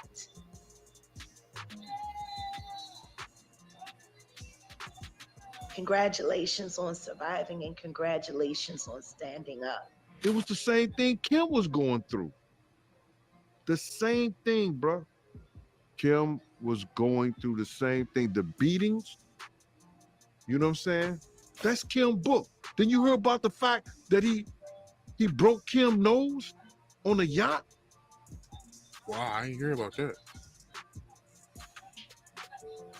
He broke him. Let's say allegedly, but it was told by people in her camp that he broke Kim's nose on a yacht. So Cassie's story is Kim's story. That begs the question, if the feds did end up getting their hands on Cassie's bombshell evidence stash against Diddy, perhaps they started digging even deeper into any potential wrongdoings tied to Kim's highly suspicious demise too. An eye for an eye type deal, you know what I'm saying. At this point, reconciling all the Seuss behavior and eerie coincidences surrounding the Porter tragedy is damn near impossible without assuming there was at least some foul play potentially orchestrated by you-know-who. See, The Diddy some we've fool seen play. exposed in Lil' Kim's recent slew of bombshells definitely seems capable of it all. If y'all need more of these juicy hip-hop mysteries untangled on the regular, be sure to smash that like button to stay fully tapped into the premium content tea that's forever scorching over here. I'll catch y'all on the next one. Yeah, it's like a it's not only a class, but they got a lot of these programs showing you how to use an AI to have a channel. That's crazy, I know. And all you got to do is type up what you want them to say. So when you say it sounds like she's reading from something, that's why. Coast War. Although Death Oh, let Row me end this video, yo. I've been on here for how long? I've been on here for a good minute. Hola, I like this beat.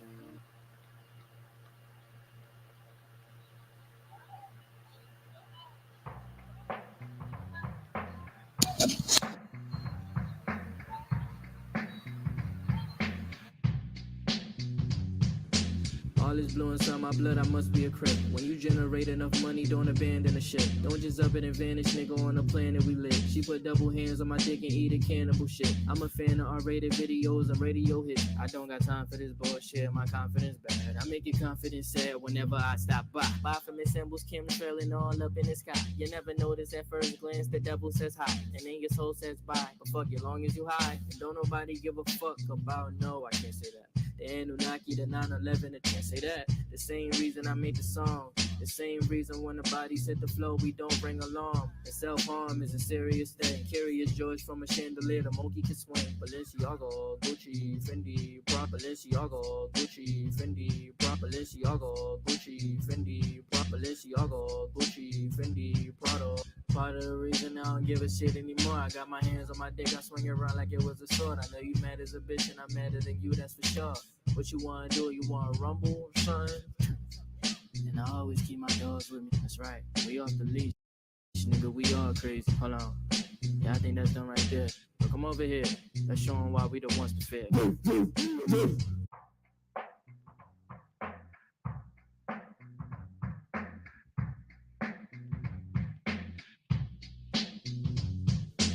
All is blue inside my blood, I must be a crip. When you generate enough money, don't abandon the ship. Don't just up it and vanish, nigga, on the planet we live. She put double hands on my dick and eat a cannibal shit. I'm a fan of R-rated videos and radio hits. I don't got time for this bullshit, my confidence bad. I make your confidence sad whenever I stop by. Buy from Miss Symbols, Kim trailing all up in the sky. You never notice at first glance the devil says hi, and then your soul says bye. But fuck it, long as you high, and don't nobody give a fuck about no, I can't say that. The Anunnaki, the 9/11, I can't say that. The same reason I made the song. The same reason when the bodies hit the floor, we don't bring alarm. And self-harm is a serious thing. Curious George from a chandelier, the monkey can swing. Balenciaga, Gucci, Fendi, Prada. Balenciaga, Gucci, Fendi, Prada. Balenciaga, Gucci, Fendi, Prada. Balenciaga, Gucci, Fendi, Prada.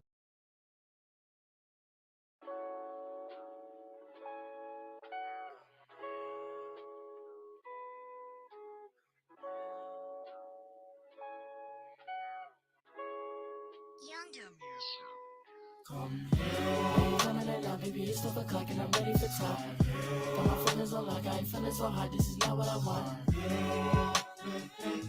This is not what I want. Come here, coming in now, baby, it's 12 o'clock and I'm ready for top. Got my feelings on lock, I ain't feeling so hot, this is not what I want. This is not what I want. I like the foreplay. I like the foreplay. I like when you tease me, little baby, you cozy. In my comfort and cold me. When the hoes get nosy, when they do many business, you tend to get woozy. And maybe I love it. Get you from the streets, from the concrete. I tend to see similar, so we go deep. My feelings get sinister when you bring peace. I'm not used to feeling, but you started healing my innocent, bringing that I feeling reach you. I'm feeling weak for you. Losing sleep for you, I got a special seat for you. Baby, don't stress, I bring the truth. Look at my step, I bring the proof. This ain't no maybe, you know you my lady. You driving me crazy and I need you to. Coming in now, baby, it's 12 o'clock and I'm ready for top. Got my feelings on lock, I ain't feeling so hot. This is not what I want. This is not what I want. Coming in now, baby, it's 12 o'clock and I'm ready for top. Got my feelings on lock, I ain't feeling so hot. This is not what I want. This is not what I want. Baby, don't drop, don't slip, whoa. New hustle resembling crypto. Ass so fat, the pants are ripped. Black on black, come get the tip ho. Filled up lust within the tempo. Went from tempos to profound sex and pimples. New credential, hit it on your minstrel. Instrumental when I'm stroking shit, you like to joke and shit. Until I poke and go and grab your throat. Choke and throw your shit. You're so like a motherfucking boat and shit. I'm so stoked. Like a load, the Smith and blow a hole in shit. The size of a double D cup. Then I'm coming back for the re-up. So your ass better hurry up. Cause I ain't playing. When I tell your ass to come here, you better come here. Ain't no delay. Coming in now, baby, it's 12 o'clock and I'm ready for top. Got my feelings on lock, I ain't feeling so hot. This is not what I want.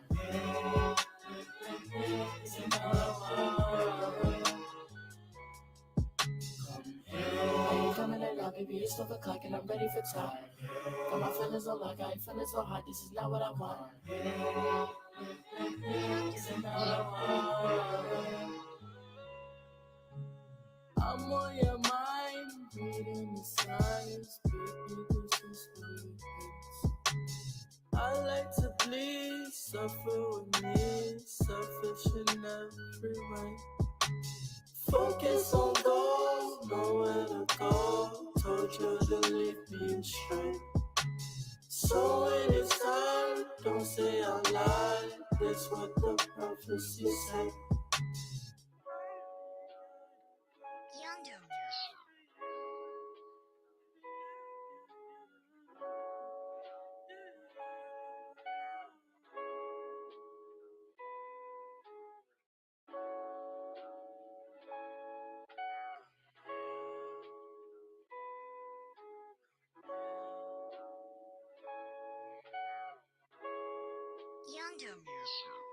Come here, coming in now, baby, it's 12 o'clock and I'm ready for top.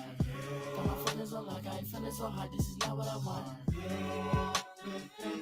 This is not what I want. Come here, coming in now, baby, it's 12 o'clock and I'm ready for top. Got my feelings on lock, I ain't feeling so hot. This is not what I want. This is not what I want. the foreplay. I like the foreplay. I like when you tease me, little baby, you cozy. In my comfort that cold me. When the hoes get nosy, when they do many business, you tend to get ballsy. And maybe I love that. Get you from the streets, from the concrete. A tendency similar, so we go deep. My feelings get sinister when you bring peace. I'm not used to feeling, but you started healing my innocent, bringing that I feeling reach for you. I'm feeling weak for you, losing sleep for you. I got a special seat for you. Baby, don't stress, I bring the truth. Look at my step, I bring the proof. This ain't no maybe, you know you my lady. You driving me crazy and I need you to. Hey, coming in now, baby, it's 12 o'clock and I'm ready for time. Got my feelings on lock, I ain't feeling so hot. This is not what I want. This is not what I want. Hey, coming in now, baby, it's 12 o'clock and I'm ready for time. Got my feelings on lock, I ain't feeling so hot. This is not what I want. This is not what I want.